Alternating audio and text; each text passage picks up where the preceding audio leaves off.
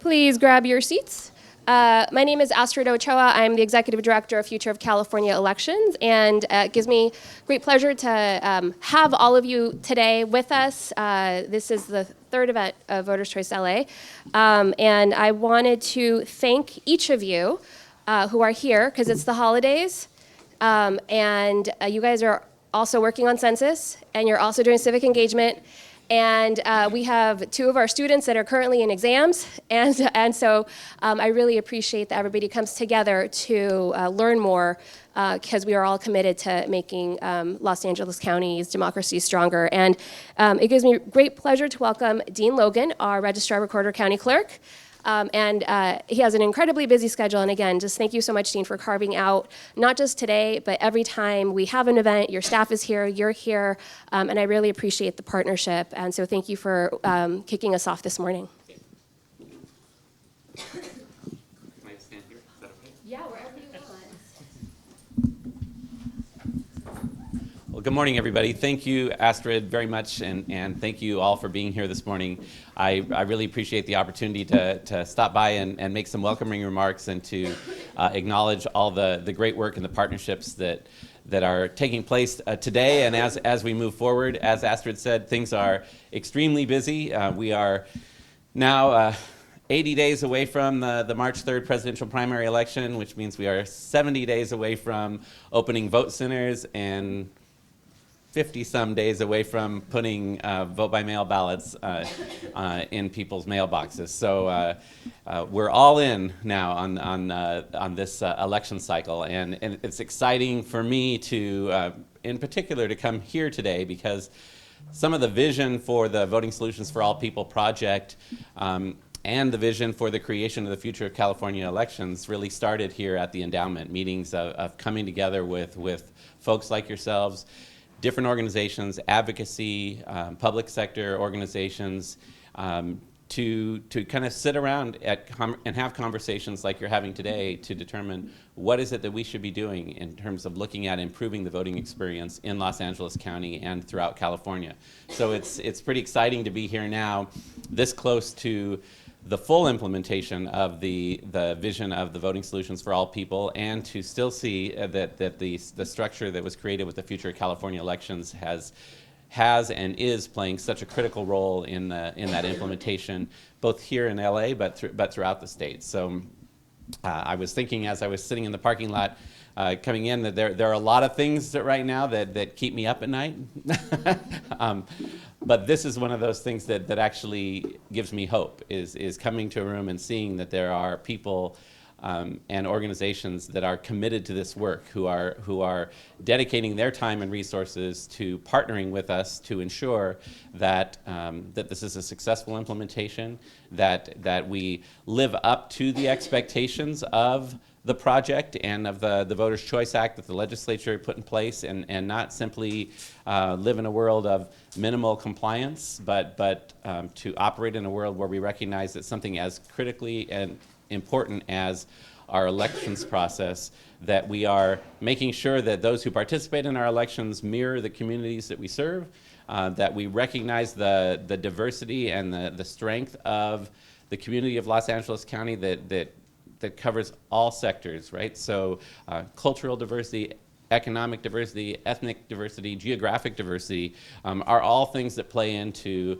this new model of how voting is being introduced in LA County, or reintroduced, I guess, in LA County in the 2020 election cycle. So I believe that my understanding is most of you are familiar with the VSAP model, so I'm not going to spend a lot of time talking about that. We do have the devices in the hallway. Encourage you to use those. Jeff Klein, Phil Verbera, and other members of our staff are going to be here throughout the day. So any questions you have about the program itself, we want to answer those. We want to provide you with the resources. What I really wanted to focus on real quickly and then get you back on schedule is at this stage, I think what's really important is that we're past the policy design, we're past the system design, we're past all of those things that kind of were the building blocks to VSAP, and now we are in the implementation stage. And so I think for us in the registrar's office and LA County, and hopefully with all of your organizations, I think it's important that we recognize the context of what that means, and that now we've got a lot of feedback, and this network has been particularly effective at giving us feedback that helped us refine the model and refine the procedures and refine the training, all of those little details that are going to be so important in the process. But now we're really, I think, at a point where we all need to sort of be unified in our external focus and our external focus on getting the word out to the community, because we've all, or many of us, have all worked on this for a long time. We know it really well, but this is a huge county. We have over close to 5.4 million registered voters, and making sure that they know what to expect and that they understand the big picture of what this is about is going to be critical to success. And that's where I think all of our focus needs to be. So that means, to the extent that we can, having a unified voice about how this moves forward. Change is hard for some folks. Change is hard for people in an elections environment who are on the political side of things and who are candidates and campaign people, and they have a different perspective often than our voters, and then amongst our voters we have the full spectrum, right? We have brand new voters who have never voted, who, as Astrid and I were talking about earlier, who's starting a narrative with them about change isn't really a good dialogue because they've never voted before, so it's not change. It's really about, what is this voting thing all about? Then there are our voters who have voted consistently ever since they were eligible to vote, and in some cases have voted in the same place and using the same equipment that entire time.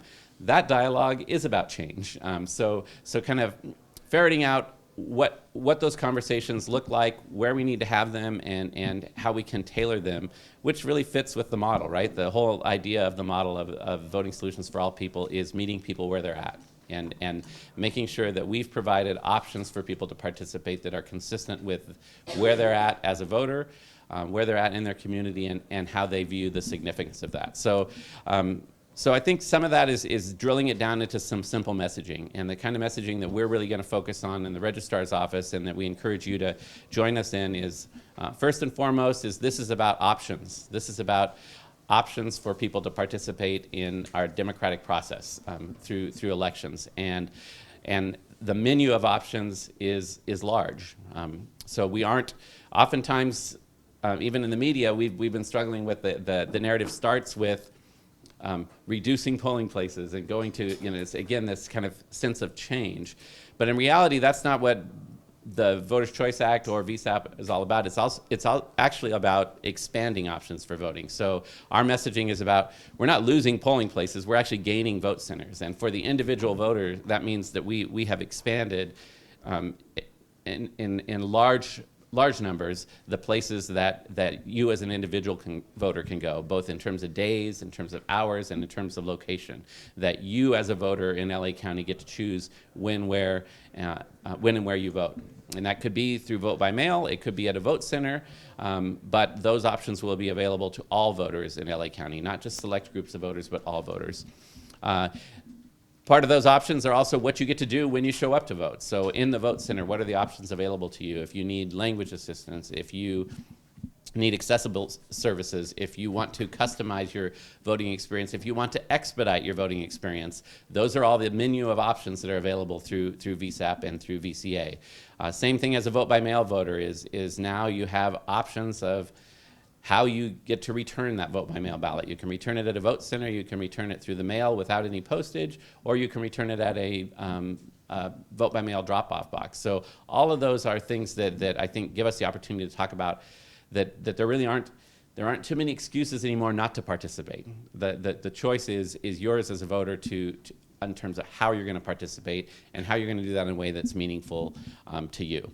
So that's the messaging piece that I would share with you today, and again, and just ask us all to kind of think about that from the perspective that that's where we are on the timeline now. It's time to have that dialogue in our community, to saturate our community with that messaging, to repeat it over and over again, so that come the first of the year and come February 22nd when these vote centers open, that they'll be visible in the community and people will know what that means. They'll know that that's a place where they can go and participate.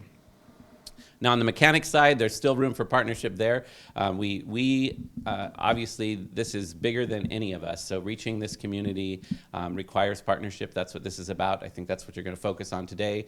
So I want to thank you for that, and I want to commit to you that as the registrar and our department and on behalf of the county, that we will help assist you in that process. If we can get you resources, materials, brainstorm with you, we're available to do that. So that's Jeff and his team in particular. That's their role, and we want to work with you in partnership to do that.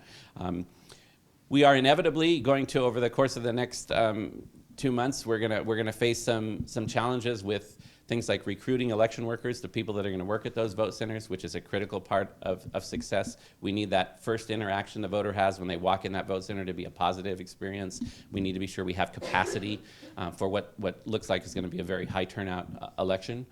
So help in recruiting election workers, in particular multilingual election workers and election workers who have the flexibility to go to locations where we have gaps.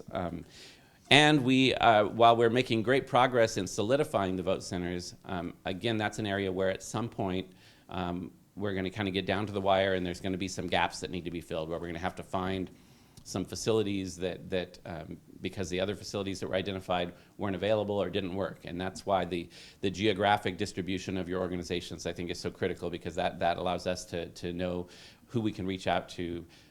Because we don't want to just go, sort of the old model with polling places was you just send somebody out and start knocking on doors until you find a place that can host a polling place. That doesn't fit with this model. This model is about being visible in the community and being in places that voters will recognize and be comfortable in voting. So we want to have that dialogue with you, and some of that may happen kind of in those final weeks as we wrap things up. So those are areas where we will reach out to you. I want to be sure that we're available for you to reach out to us as well. So take advantage of having our staff here today to give them feedback. Tarina's here as well on our team. This is important to us. And as I said, this is the type of thing that gives me hope. We could not do this. It would not be successful. There would be no reason to do this if it wasn't for the partnerships of all of you and your organizations and the commitment to ensure that we can deliver a better voting experience in Los Angeles County. So I really appreciate you being here and look forward to working with all of you.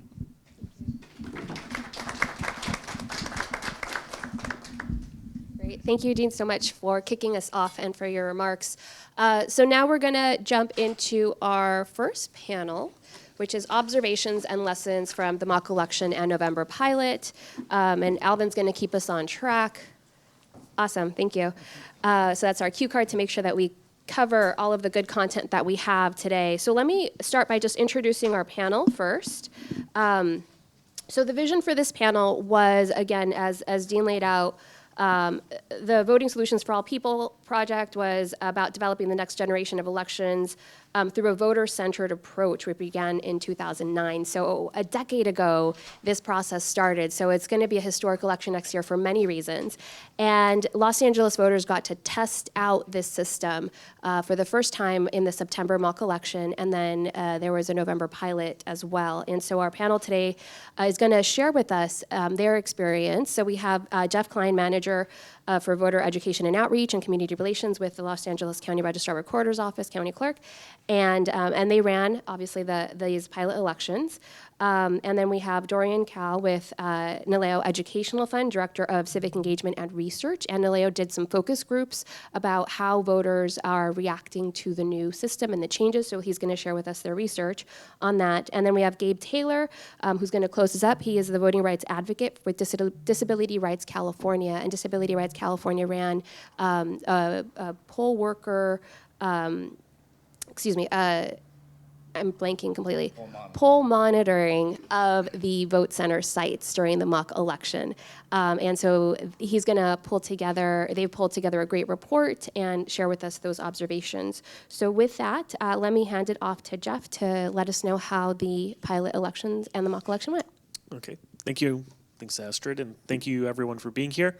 I'm going to go ahead and talk about the mock election from the county's perspective, as well as the pilot program that we ran during the November election.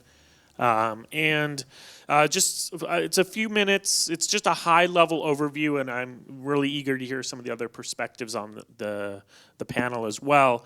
But from the county's perspective, the first thing I want to address is the mock election. Should I use this? Yeah, that's Okay. Okay, great. So for those who aren't familiar, the mock election was September 20th and 29th. We had it at 50 locations throughout LA County, and we had varying sizes of vote centers, very similar to what we would have for the actual March election. We had large, medium, and small locations. Personally, I was actually at one of the large locations in Sherman Oaks. And I was assisting with some of the outside media and other folks who would arrive at the vote center. It was our first opportunity to promote countywide. And there's a lot of people here who've been doing a lot more work prior to September.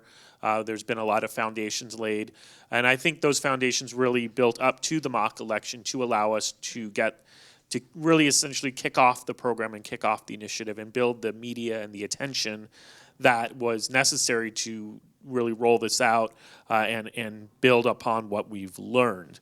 We partnered with media, cities, community organizations, many people in this room, everyone on the panel, and it was a collaborative effort, and from our perspective, was a very big success.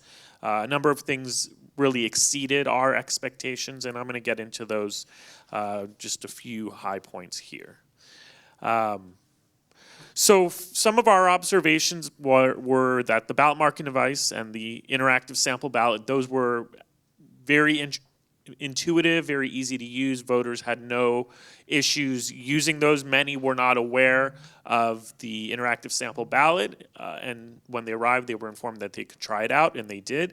And then just kind of, I can share this personal anecdote.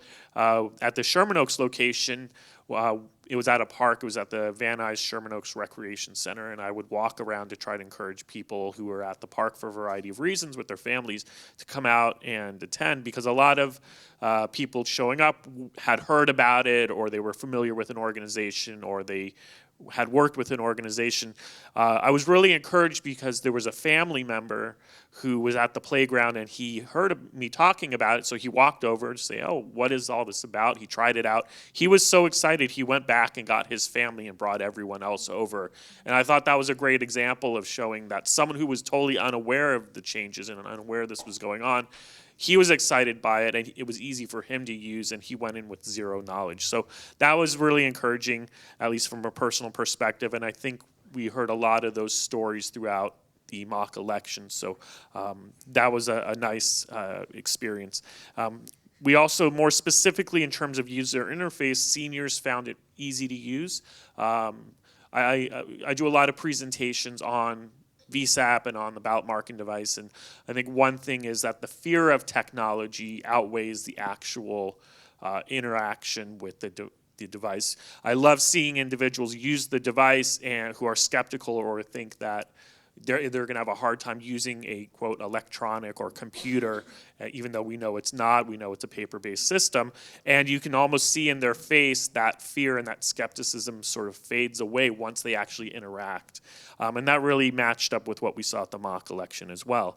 We got a lot of positive feedback from the audio portion and the accessibility portion of the ballot marking device. Again, just some personal experiences. The Sacramento registrar came down and visited a number of our mock election sites, and mine was one of them that was visited, and she commented that it was the best audio feature that she had experienced in terms of a number of different voting systems. So that was really positive, and we were really happy to hear that people had a positive experience around that. I noted that we created essentially a new sense of community. One thing we hear a lot throughout the presentations, and this is something maybe you've heard within the communities that you work within, people say, well, you're eliminating polling places, and this is something that really bothers me because I always like seeing my neighbors, and it's a sense of community. We're actually creating a new sense of community, I think an enhanced sense of community. Now you can actually go to your family members, or you can go to your friends, and you can all go and vote at the same location, where that may not have been possible before because people live in so many different communities throughout LA County. But now with the option to vote anywhere, we're essentially creating a new sense of community that's more close-knit. So that was something really exciting to see. We saw lots of friends showing up in groups to vote at the mock election sites. The flow of information was very smooth in terms of the talking points we gave to media and how they conveyed that to the public, so we were very excited about that. And while our work doesn't end there, consistent messaging is key, making sure we're all using the same talking points, and that's something I mentioned here because I think for our partnership's sake, it's important that we're all using the same messaging, which we are, and we want to continue to grow that relationship. For lessons learned, so there were obviously some takeaways that really helped improve our experiences with vote centers and with the ballot marking device. And that is one of the reasons why we held this mock election. We got a lot of feedback. Number one, the more button, the dreaded more button that everyone commented on is probably the number one comment. How many people missed it, and if you're not familiar what that refers to, when you have a list of candidates and there's some that go beyond the screen, you have to click the more button to scroll down. A lot of people want to swipe. And some people missed it, so we enhanced the more button. Now it glows and it pulses, and some of the layout changes really call attention to actually more candidates on the screen, more candidates available than the screen shows. We also improved our signage, or are planning to improve our signage. We got a number of comments and feedback about how it was a little difficult to find, and we kind of knew that going into it. Signage wasn't really a big focus for the mock election, but it is something we definitely want to pay attention to. We improved the layout and how we will set up BMDs. A lot of people complained that it didn't afford enough privacy for voters, so we've addressed that, and we've changed how we will be laying out the ballot marking devices moving into the election. We also got a lot of feedback from election worker training and gaps in training that we have. I know I personally observed a few areas where I think our training team could really improve, and that feedback was taken back. And I think a lot of folks brought up some training observations. I think one of the really great comments that we got back from Churla was that the line monitor staff member, which is the first person that someone will meet when they show up at a vote center, that person should be multilingual. And I think that was a fantastic suggestion, and that it makes total sense. So that feedback has been really valuable, and that's probably hear some of those similar comments today. We've been able to streamline our internal processes. We saw where we maybe created a procedure, but once you actually do the procedure, it was a little too cumbersome. So we've been able to streamline those processes. That's more for our internal workers, but anything to make things run smoother is always better. And then the fact that, areas that we still have a lot of work to do, getting the message out, making sure we're revising materials that reflect the evolving changes of the initiative and so forth. So that's the mock election, the observations and the lessons learned. I'm going to move on to the pilot program, and there's some overlap. Some of the themes that we saw in the mock election carried over to the pilot. There were some differences with the pilot program, and it wasn't a direct reflection of what voters will experience in March. So we had a pilot program in 12 jurisdictions on the November 5th election. And some of the big differences were it was a precinct-based election, so you couldn't vote anywhere. So the ballot marking device was only for that specific precinct, which is obviously a big difference from what we'll experience in March. We did not use the interactive sample ballot, and the e-poll book, while we used it, it was more of just a duplicative effort from the actual roster itself. The e-poll book was not online. Voters had a choice of using either InkaVote and the ballot marking device, but the voters who did use the ballot marking device really reflected what we saw in the mock election, how overall it was pretty easy to use. Some of the observations, again, we improved our chain of custody procedures. Because this was the first setting in a live election, we had to implement a number of procedures required for this type of election, and we further streamlined those processes. We realized that we need to do better messaging for voters, and what that means, and I'll give you an example, it's the third bullet point. So when voters would show up and they'd use the ballot marking device, many would pick up their ballot from the ballot marking device and walk around wondering where they're supposed to put the ballot, because that's what people have been doing for 50 years in LA County, right? So we realized the areas we still need to work on communicating to our election workers so then they can communicate to the voters. You know, you don't have to pick up your ballot, you just leave it in the device. Or if you pick it up, just go ahead and put it back in. And so those are areas that we realized we need to keep working on. And finally, some of the lessons learned outside of the observation. I keep having this fear that it's not changing. So we, our transportation model, how we transported the equipment to the individual polling places, that's something we really need to address, and we are addressing. It was a very small number of precincts, but we did have some challenges there with transportation, and it's good that that came up because we'll have 1,000 in March, so we want to make sure that that's not going to be an issue. For those who aren't aware, poll workers will not be setting up the ballot marking devices. Our staff will be going out in advance, setting up, doing all the networking, and doing everything involved there. Election workers still will set up their respective tables, but we will be setting up the equipment and breaking down the equipment. The ePollBook signature interface, it could have been improved. A lot of voters had a little struggled with it. They might have put their hand on the pad, and it made challenges with signing and so forth. One big reveal from the pilot program was the volume of voters coming through really allowed us to discover an issue.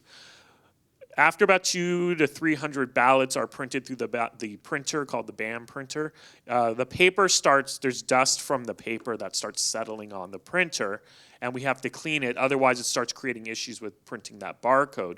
Just like any printer, right? Dust from paper settles on it. And that's something we wouldn't have discovered if we didn't run the pilot program, and it's probably the most valuable piece of information we got back. So that's not something you want to find out in the March election. So we were really excited to find that out. And then also, again, it comes down to training, constantly improving training, looking at ways where we have some gaps and we really need to improve. Great, thanks, Jeff, for that overview and also the update about how LA County continues to make updates to the system and improving it. So let's then transition to Dorian. And NALEO Educational Fund did, I guess I mentioned before, some focus groups to understand how voters were responding to these changes. So that's what he's going to share with us today. Great, thank you, Astrid, and thank you.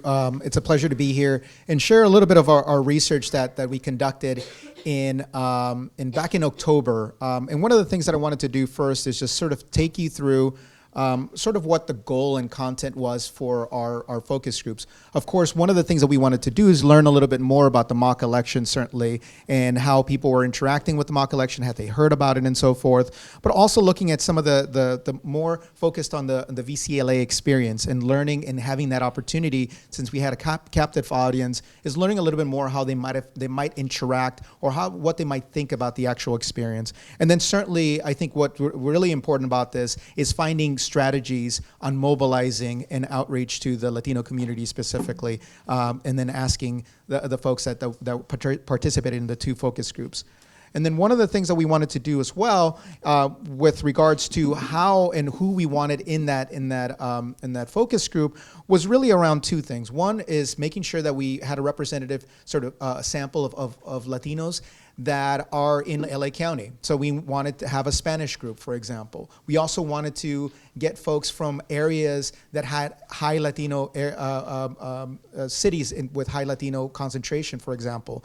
Folks that also were voting by mail. Folks that were exclusively voting at the polls and really enjoy voting at the polls. So these are all the things that we really wanted to capture and get people inside the focus groups. And of course, get as many people that actually experienced the mock election and then being able to ask them about that as well. And certainly, as you can see from this slide right here, we did have a pretty good sample across LA County, and we were very pleased to find people from Montebello, Southgate, and so forth. So again, very pleased with the diversity of people that we got inside the focus groups to be able to talk through some of the questions that we had and certainly learn a little bit more about the Latino community. So with regards to some of the key findings, one of the things, again, as I mentioned before, we wanted to expand it and go beyond just simply talking about the mock election, certainly, and then just getting some insight because we had an opportunity to ask that. So we did ask about news and information and what they preferred. And certainly Facebook is one of the key things where people are sort of engaging with information. One of the key things, as well as we all know with Facebook, is that there's a lot of misinformation. So we wanted to get a better sense as to how are they sort of navigating that? How are they navigating all that sense of misinformation? And one of the things that we found is that they're not only relying on Facebook, but they're also relying on other sources, local TV, for example, national TV. So certainly getting their source and their information from other places. But what ends up happening, as you can guess, is that there is some, when you combine both of them, or when they're looking at both, they might not sort of overlap. There might be where they see something on Facebook, but they see something that's contrary to what they just saw somewhere else and contradict what they just saw. So therefore, they're having to somewhat rationalize what is true and what is not. So what they're doing, and which is something that we saw in other research that we conducted at NALEO, is that they're going through the process of saying, okay, well, this is not true. This is true. Okay, so I see where this is true. But what it allows then, and it also happens, is that it makes it a lot harder for people to actually get real information and not have to sift through it and process it and doing a lot more work to be able to understand what's actually real and what's not. And and this quote is perfect. What you have to do is just compare, and then you find out the truth from one particular news, because sometimes they exaggerate it when they tell you. You see the news and you see something else, and then you check your phone and you see something else. So again, it's this confusion as to what is true and what isn't. And certainly Facebook doesn't help that process, to be sure. In terms of civic engagement, one of the things that we found, and this is both surprising, but at the same time, it sort of makes sense. And I think a lot of people were civically engaged, but not in the way that we traditionally think. They were involved in their church, for example. They were involved in their child's school, for example. So there were a lot of places where they were interacting and they were really engaged. Online, however, it wasn't as active as you would think in terms of saying, well, I'm going to join a group specifically that is civically motivated, and then there's going to be actionable items that come from that. It's a very passive process in which they're interacting with these social media spaces. So it's not something that they're actively, not only actively going on, but also not actively doing actionable items from those places. So that's a really key thing, especially as we're thinking about social media as a way to outreach and engage Latinos, certainly, where there is less of that actionable items because they are very passive when they're joining groups and so forth in that space. In terms of voter registration, and I think this is really key, and I'll summarize in the key findings, but one of the things that we did find is that the majority of participants were registering either through the DMV, certainly, and we know why. That's partly why a lot of people are registering through the DMV. But the second place is also their naturalization ceremony. And I think this is a great quote, is I registered to vote when I became a citizen. I think everyone registered that day. And again, it's this opportunity to be able to register folks in those spaces, and we know that there's a lot of organizations that are already doing some of that work. So certainly, voter registration is happening mainly in those two places. And certainly, we had seen in other research that voter registration happens with colleagues and family members and so forth. And in this case, the majority of people were really in those two spaces. With regards to key findings, voting findings rather, and this is something that we have seen before, they usually don't vote in non-presidential elections. So midterm elections, there's a drop-off in terms of how many people actually vote. So we know that. But in terms of reasons why they don't participate, and I think this is really key, for one is the inconvenience of it, right? So poll hours not being convenient, not feeling prepared, not knowing enough about the candidates or elections, for example, being afraid of making a mistake. And I think this is really key. And I think this quote, it just really sums it up, and I really want to lift it up because I think it does. Some of them, I didn't do my homework. If you didn't do your homework, why take the test? Because I was afraid, and I don't know. I didn't want to go guess, so I just didn't do it. So this idea of not being prepared, not having enough information to make that choice, that really important choice. So it's not so much that they don't really care about it or that they don't feel like it's an important thing. They feel like it's a really important thing, and therefore not being prepared is going to be one of those barriers that, certainly providing the information that makes them feel a little bit more prepared, reduces those anxieties in terms of not being prepared. And I think that's really key. So with regards to convenience, certainly, when we asked about the convenience in voting and so forth, certainly all the sort of common things that we all think about in terms of being convenient, close to where you live, good parking, accessible to people with disabilities, courteous and helpful poll workers, can provide language assistance is a really big thing in the Latino community, certainly, and certainly in other communities as well that are looking for that language assistance. So going to a poll place to be able to ask somebody in case they need any help. I think that was one of the key things that we heard also in our focus groups. And of course, voting equipment that is easy to use, and that's one of the key things in terms of doing that. In terms of the mock elections, this is where, as we try to get as many people as possible that actually attended or at least knew about the mock elections, only 5 participants heard about the mock elections, and none had attended it.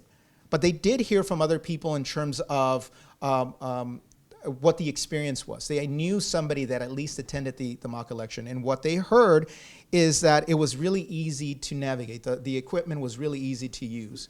And that was a really key thing in terms of actually, it was a pleasant experience that somebody had noted.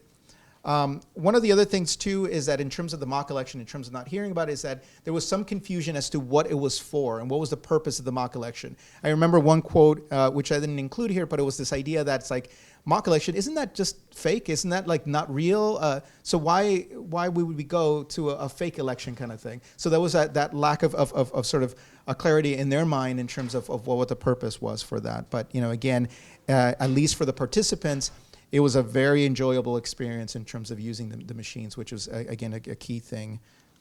In terms of vote centers in general, participants are really concerned about the distance. When we first sort of introduced the idea of a vote center model, and then the idea that you might not be able to, you won't be able to vote in your poll location that might be really close.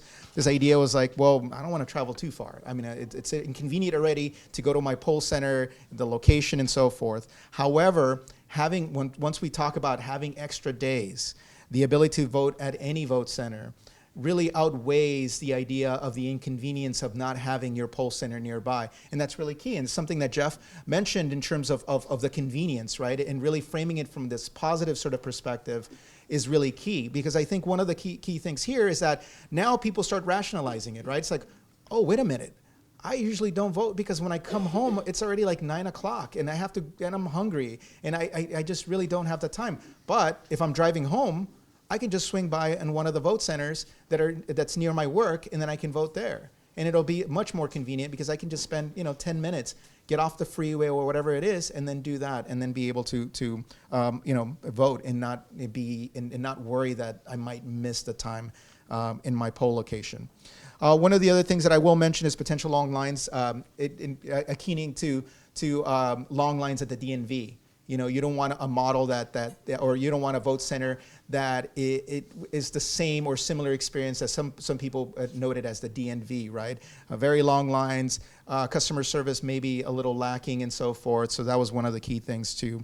Technology not working, having a little bit of anxiety that the technology might not work, might be hacked or whatever it may be. So there's a lot of the sort of traditional anxieties that exist around the technology and so forth. So certainly that was part of it as well.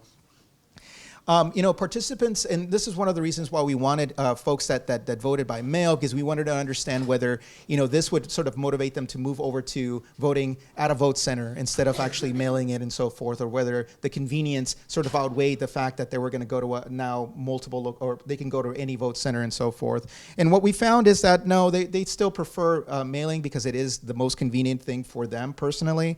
But one of the things is that they would actually consider dropping it off somewhere. Now, that's a new option Again, to what Jeff was talking about in terms of options and so forth, and certainly was mentioned earlier, now you have more options. Instead of just mailing it in, instead of just, having to go to a poll location where you can actually drop off your mail ballot, now you can actually go to any vote center and drop it off potentially in case you missed, the mailing it out or whatever it may be.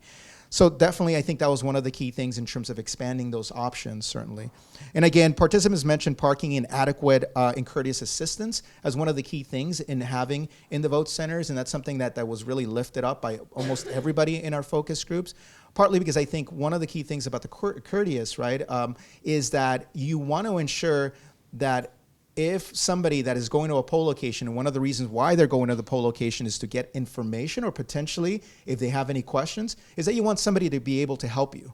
If you don't have anybody that's courteous or it's not helpful, then it sort of removes the idea that that's the reason why I'm going there, because I might need some help with navigating this really long voting form or whatever it may be, or ballot rather. Recommendations? Yes. Okay. So in terms of outreach considerations, certainly I think I mentioned about using local TV, certainly, and I think that was one of the key things because a lot of people really gravitated to local TV. So in LA, for folks that are familiar, certainly KTLA, NBC4, and then they also were watching it national television, certainly.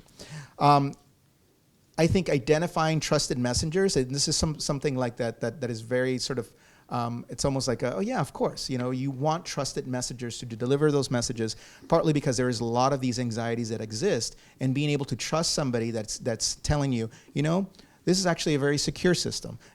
This is going to be a very simple system that you can actually navigate. And there's going to be people that are going to be helping you as well. And in being able to deliver that message is going to be key. And that's one of the reasons why organizations and partners are going to be really key, because they are going to be the trusted messengers in this scenario. And certainly family members, and being able to, as Jeff sort of described, that example of, going into a place, not knowing what it was, and then going, wait, this is great. I'm going to go get my entire family to come and try it out. So it's that idea that, he was the trusted messenger, and therefore, he was the sort of the key person to bring in people, certainly. And again, efforts to minimize the misinformation. As I described, this idea of not only Facebook and all these other sort of contradictory sort of news that are coming out, and then having to parse that out. So certainly being able to be very clear as to what is true and what isn't. I think that's going to be key. With regards to actually expanding the potential of more people using mail-in ballots as another option, is really dispelling a lot of the myths that exist around mail-in ballots and voting by mail. And one of the key things that we heard about that is that in that case is that people were talking about how, well, is it really secure? I mean, if I'm sending my ballot in the mail, I mean, I've lost a lot of mail, and that sort of idea. And that was really the dialogue that was happening in terms of why people weren't really adopting, mailing in their ballots. So certainly that was something that is key in terms of dispelling that misinformation with the key messengers, and messengers that are going to be good. And again, I already mentioned courteous and helpful poll workers, good parking. It's all the sort of given things that we would like for a sort of a good experience, right? Customer service, especially, and I want to reiterate this, which is, the fact that there are some people that are looking for that information, and that's the reason why they're going to a poll, because they might need an additional help in terms of navigating the system or whatever it may be, and that's where they go to, and they actually want to go to a place that they can actually ask folks. In the absence of that, can they call somebody or whatever it may be? So I think that's key. And then finally, I think it's going to be key to continue to disseminate information around vote centers, and understanding what a vote center, the new vote center model is going to be. For a lot of folks, as has been mentioned before, it's a completely new system, and therefore there needs to be a lot of acclimation to the new system as well. Great. Thanks, Dorian, for that overview. So if you guys are watching your clock, we are a little bit behind. So if we were joking that we started the event late because we're all organizers, and organizers are late. So if you can just stay with us for a few more minutes, we're going to close up the conversation with Gabe. And so we've heard from Jeff in terms of what the county did to test out the new system. Dorian's focus groups within the Ohio Education Fund shared kind of like what anxieties are voters kind of feeling about the system. And so Disability Rights California, Gabe's organization, was out observing how the mock election really went. And so that's a perspective he's going to share with us now. Yeah, thank you, Astrid. So we did a poll monitoring project over the 2 days. We worked with staff from Asian Americans Advancing Justice, and then we had an amazing group of volunteer students from Loyola Law School that were bouncing around to different areas around the county. And the great thing that we were able to accomplish was that we got to almost every corner of the county, which was really great. So we were able to see sort of what was going on in each area. So we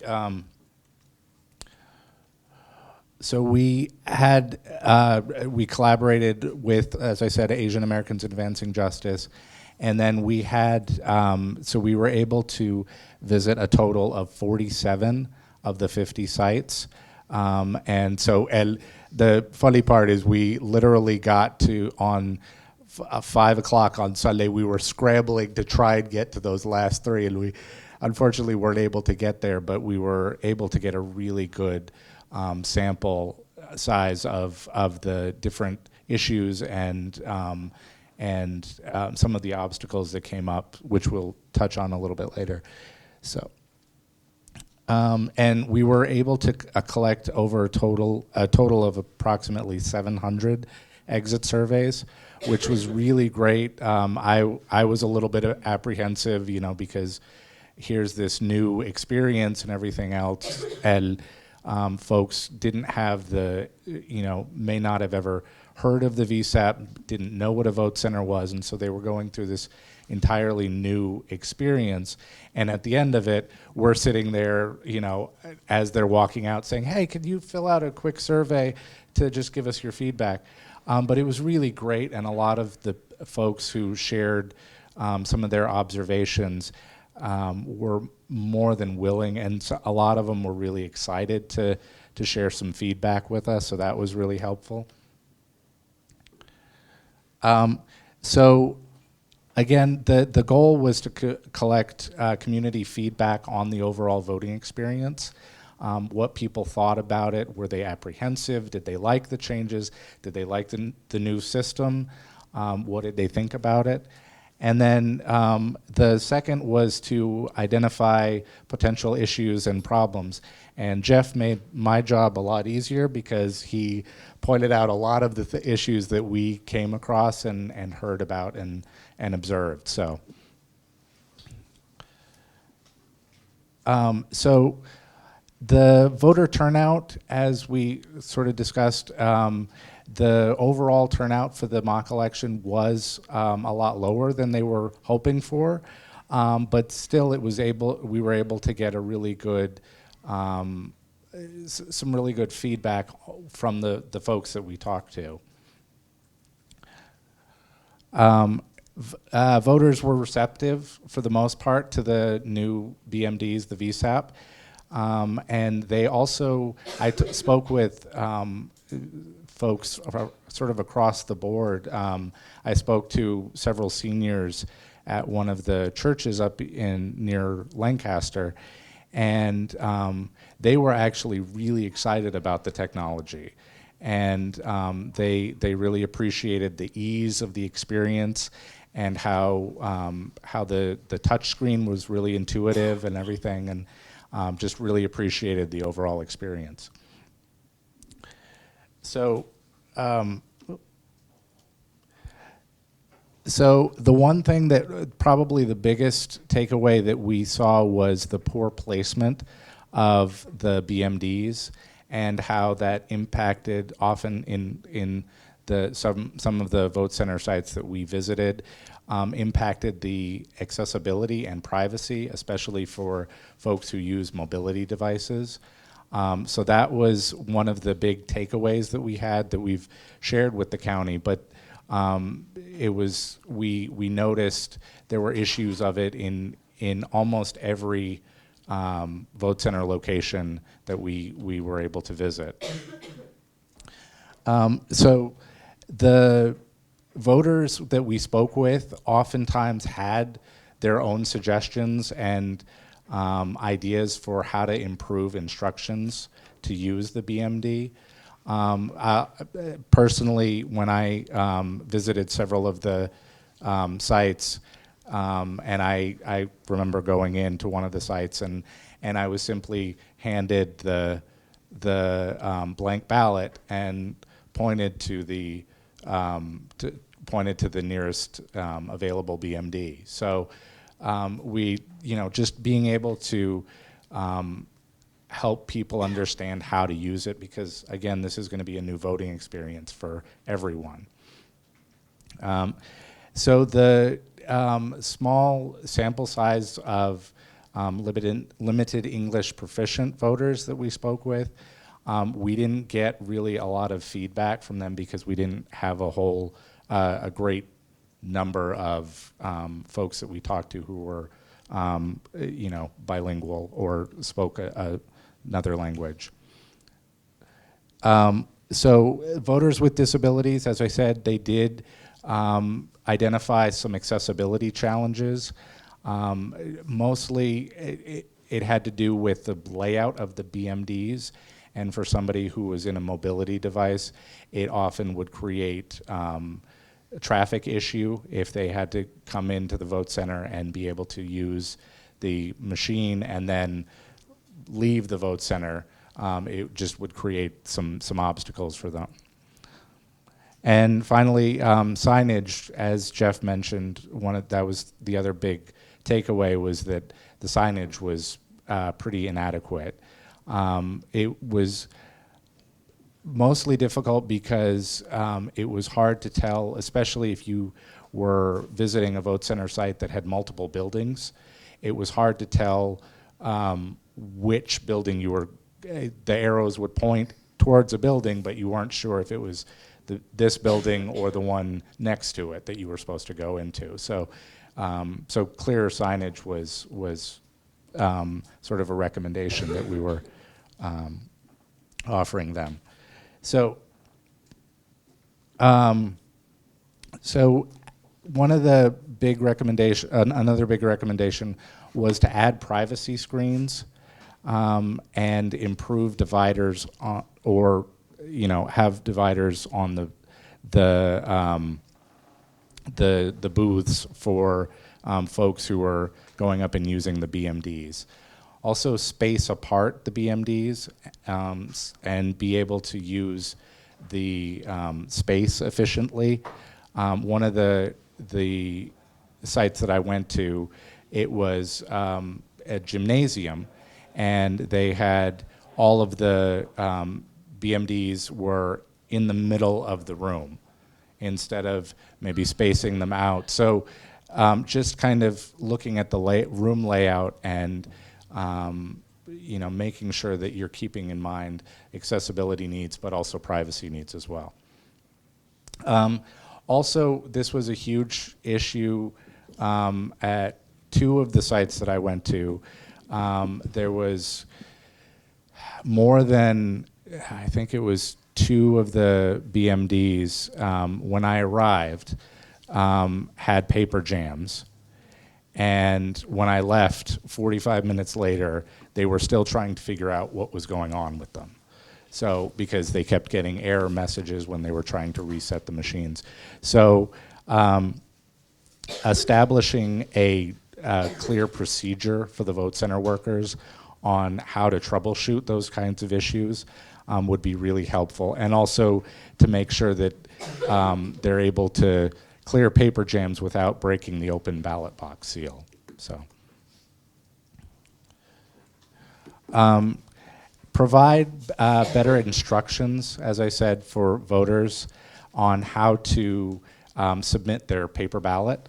I observed several voters who were finished making their selections, their paper ballot printed out, and they took it over to the check-in station instead of realizing that they just review it and then it feeds it back into the machine. So just making sure that folks are aware of those steps in the process. And then, as Jeff mentioned earlier, one of the other issues that I came across in talking to several folks was that the More button was really confusing. I spoke with one gentleman who had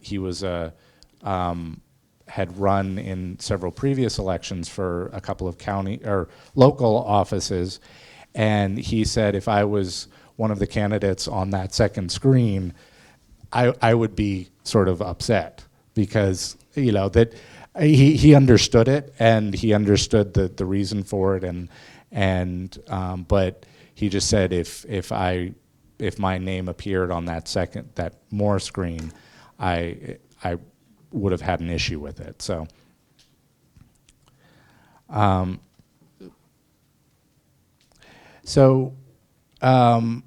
Also making sure that the BMDs aren't facing the center of the rooms or high traffic area because, just to make sure that you're doing everything you can to increase the privacy and of the voting experience. And make sure that, for any of the sites, the voting sites that had outdoor locations, making sure that there's a backup plan in case of inclement weather. And also making sure that you have waterproof signage that's not gonna, that people are gonna be able to still see and view even if it's inclement weather.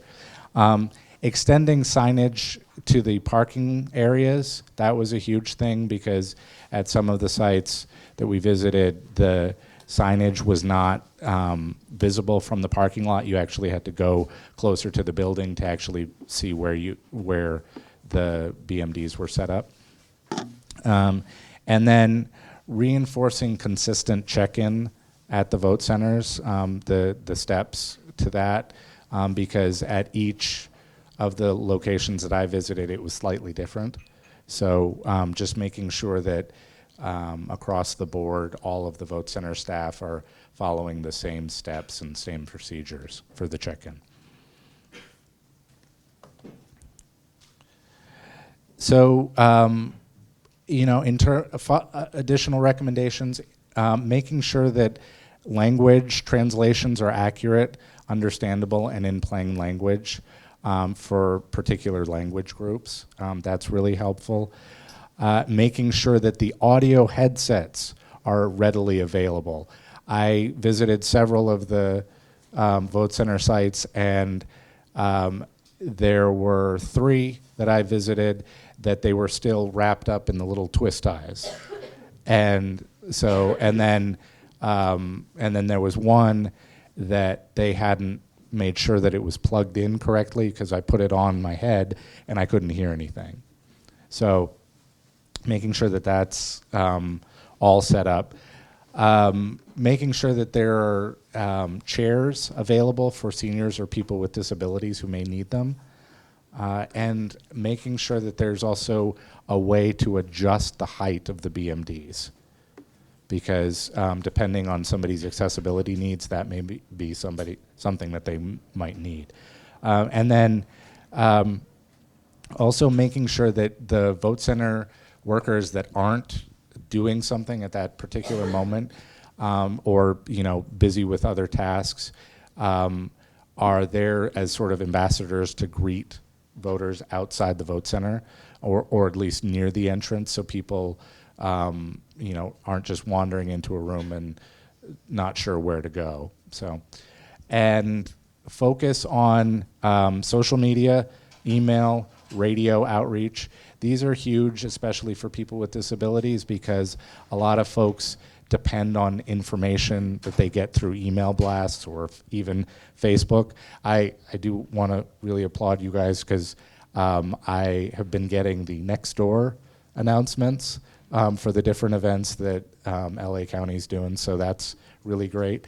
But yeah, just more of that is really helpful, especially for people with disabilities, because that's sort of their main mode of information. And then increase outreach and promotion of the vote centers and the new voting times as much as possible. So, thank you. Great. Thanks, Gabe. So that wraps up our first panel. And what I think is really great is that, a feature of the Voters' Choice Act is to create an election administration plan that's going to be revisited. And so this is why it's important to continue listening and observing and collecting information about how the new model is working for your communities. And as you heard with Jeff's presentation, LA County is listening, watching, and many of the points that were observed in the mock election that Disability Rights California collected was given to LA County. And so many of those changes were made. And so the election administration plan is going to govern the elections for the next 2 years. And so there will be an opportunity to revisit that very soon. So that's really exciting to hear. And I know that LA County continues to make changes even as soon as they see something. So thank you to our panel for bringing everything together. Thank you, Dorian, for giving us insights in terms of outreach and how voters are feeling about everything. And I'm going to pause there. I'm not going to take questions now, but we're all here in the same room together, so we can collect questions in a bit. I wanted to bring up our project coordinator, Katie, who is going to give us a couple of announcements before we break for lunch. Hi. So we wanted to encourage everyone to use the ballot marking device that's outside if you haven't already. Lunchtime is a great time to do that, and it's really fun. Also, I don't see a lot of people with them, so I'll pass them out. We want to make sure that you fill out the blue evaluation forms at the end of the event, and those really help us plan future events. And then also, when you get up for lunch, try to sit at different tables so that you can make connections with other people in the room. We want sort of maximum collaboration and partnerships. And then what you've all been waiting for, lunch is ready, and it is intentionally vegetarian and vegan, so there's no like ham sandwiches that you're not finding. And yeah, if you have any questions or need anything, come find Astrid or myself. Great, and please join me in thanking our first panel.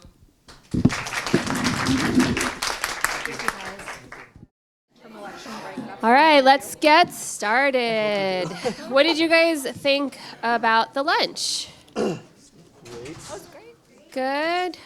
We're trying something new. We're trying to build towards more inclusiveness and access, and so we went with the vegetarian and vegan option. Oftentimes we have like small portions, and then our colleagues are left hungry who are actually vegetarian and vegan. So you're welcome. We forced you all to make a healthier choice today. And I want to also thank our sponsors, the California Community Foundation and Democracy Fund. Allowed this to happen today. So they are not in the room, but I think it's always great to recognize those that are supporting our efforts. So by the way, I love the chatter. I had hoped, and we had hoped, that when we assigned you guys to geographies, that you would make more connections in the areas that you're going to be working with. So how many have made a new colleague today? Awesome. And we want to continue the conversation. And so we're going to have a networking reception at the end. So I hope you stay. We have more cookies and fruit for you all to eat.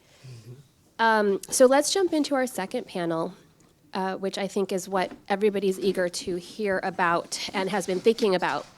So our first panel this morning really set us up about what were voters experiencing with these previews of the new election system. And given the changes that are happening, we have to think about how does our voter education and outreach change. And you heard our panelists today and Dean this morning talk about how messaging changes, right? He talked about options, convenience, we heard about access. How do you start talking about this? And something to keep in mind is that Los Angeles voters represent 1 out of every 4 voters in California. And so the success of this transition to a vote center election is going to reflect on the state, and it's going to reflect on our voters' ability to continue believing in our democracy and feel that they're included. And so how we engage our communities is really important, and that's the topic of this panel. So let me introduce our panelists. Let me begin down the row, and then I'll do a brief intro so we have more time for conversation. And then Alvin, can I ask you to keep us on time again? Can you do 40 minutes for this one? Great. And so Alvin's in the back. He's going to keep us on track, guys, so that everybody has time. So he's going to cue us when we're at the end. So I didn't ask you how to pronounce your last name. Shika Bhatnagar is with South Asian Network. Sorry about that. I should have looked ahead.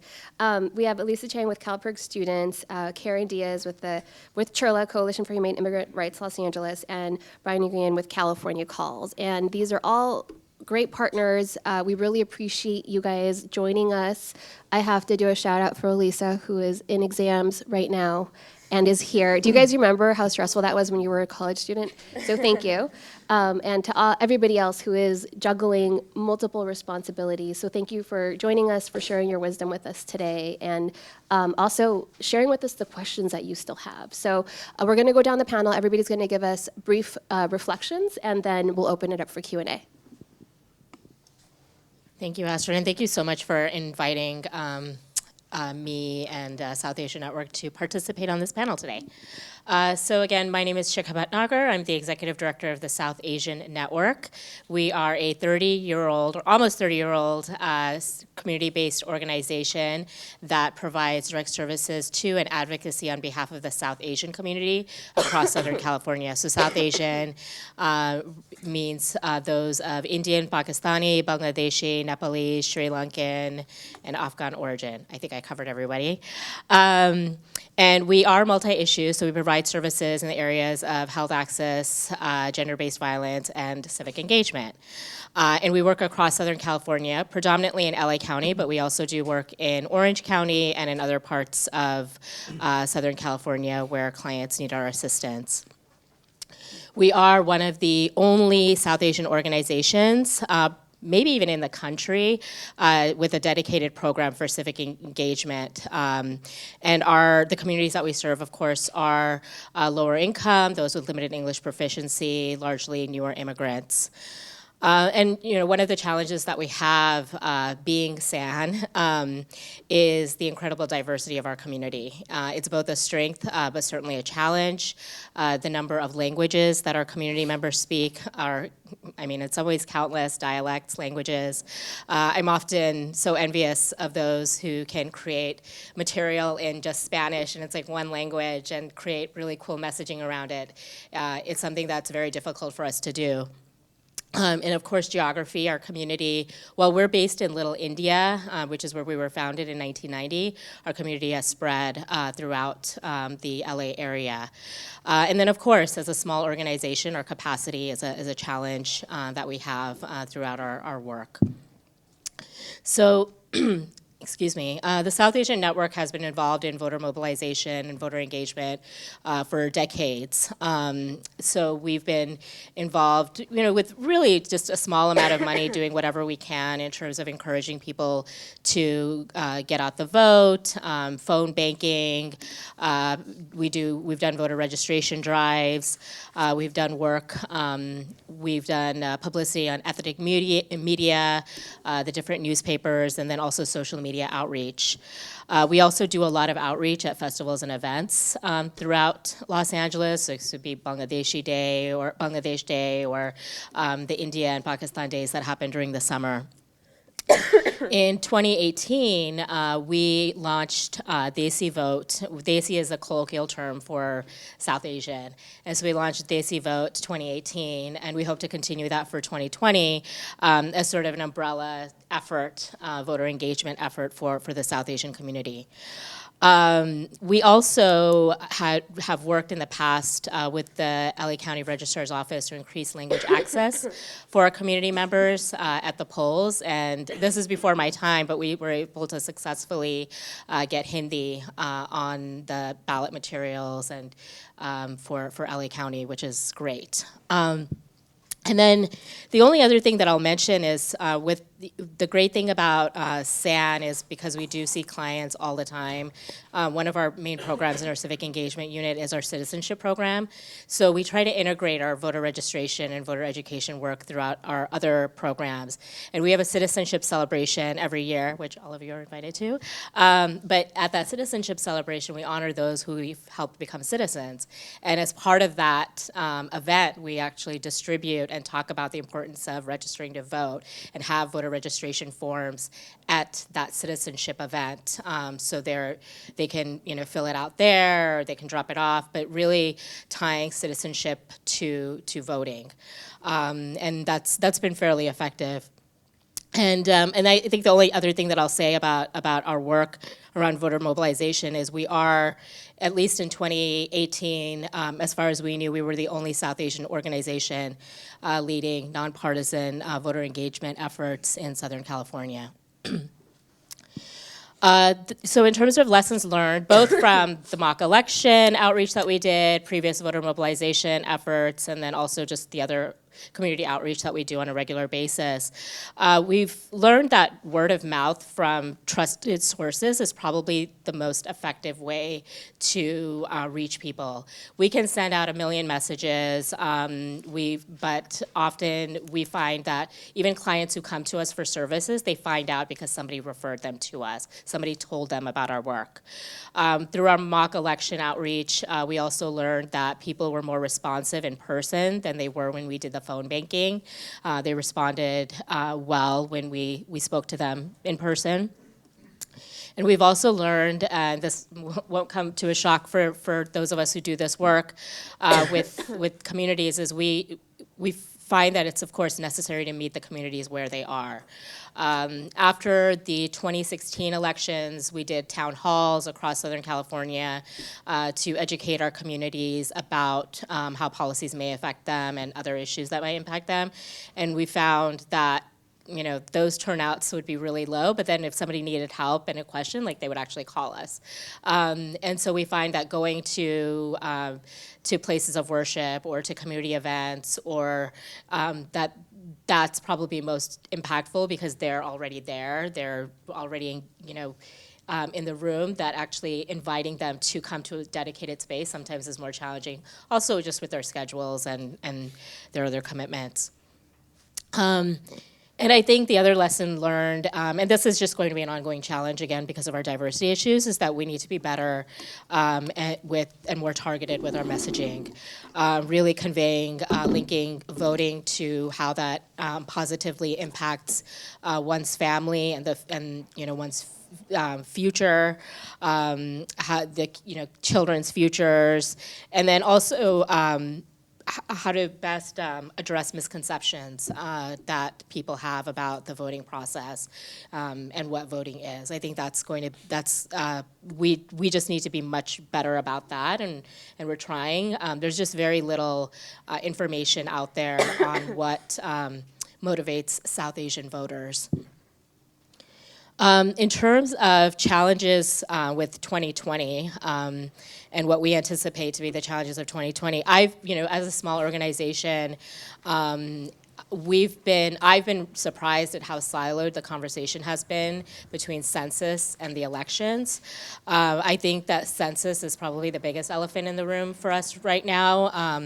And I know that we as an organization are worried about message fatigue, the information that people are getting about the census, and then voter engagement. Also message confusion, that voting is for people who are eligible to vote and are citizens versus the census, which is everybody. We're also worried as a small organization about donor fatigue, especially as we're trying to raise money both from institutions and individual donors. We're worried about our capacity to raise support for these very two big projects that are happening in this upcoming year. The other challenge, of course, is going to be misinformation. Again, those of us who work in immigrant communities know that misinformation travels faster than accurate information, and really tackling that is going to, again, with our messaging, is going to be a significant challenge. Our community growth, the community is, again, expanding and growing rapidly and being able to reach the different enclaves of the South Asian community. Technology, I think, of course, just as with so many of us, adapting to new technology is difficult, especially for those who are limited English speakers and may not fully understand how to use this technology or may be afraid to even try it. And then, of course, I always come back to this. I'm the executive director. I feel like this is such an ED thing, is coming back to resources and capacity.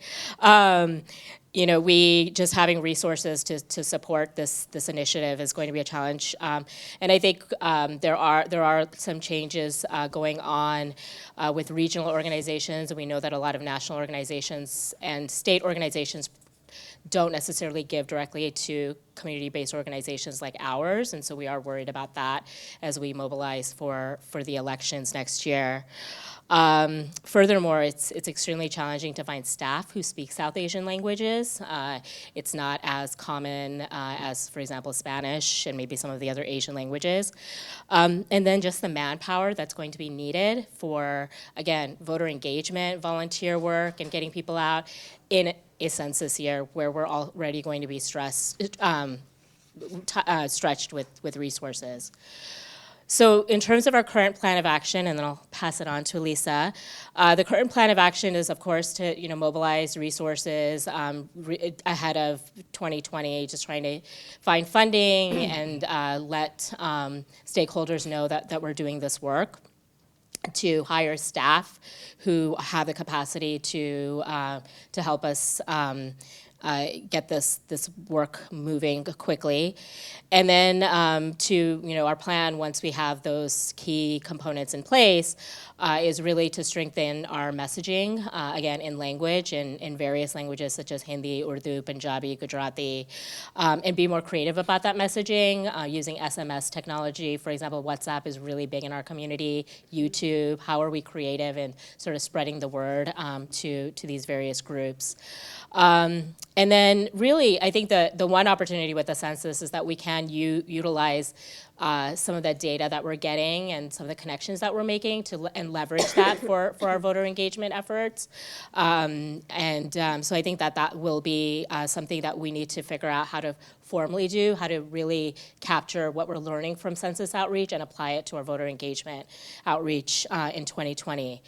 Of course, collaboration, that's incredibly important for organizations like us because we are so small. Collaboration so we can avoid duplication. The last two things that I'll say is we have clients coming into our office every single day for various things. And I think it's our goal is to be a lot more proactive in reaching out to our clients and letting them know, giving them the information when they come for other services about registering to vote and about the new voting system. And then, of course, being able to provide this information online whenever possible in language and in a language that they understand. One last point that I want to make about that is often we translate materials in literally in that language, and that's not necessarily the lexicon that our community members understand. It's usually a highbrow Hindi or Urdu that's actually not understandable, and I think it's really important as we translate materials that those materials are actually translated into an understandable form of that language for the communities that we're targeting. That's it. Cool. Thank you. Yes, you have it. Yes. Great, lots to think about there and in terms of how we're doing it. So let's continue to collect folks' thoughts and reactions about how we're thinking about election 2020. And so pass it over to Elisa. Hello. Cool. Thank you so much. And thank you to everybody at FOSE, FOCE, FOSE, however you guys typically call it, for having us here.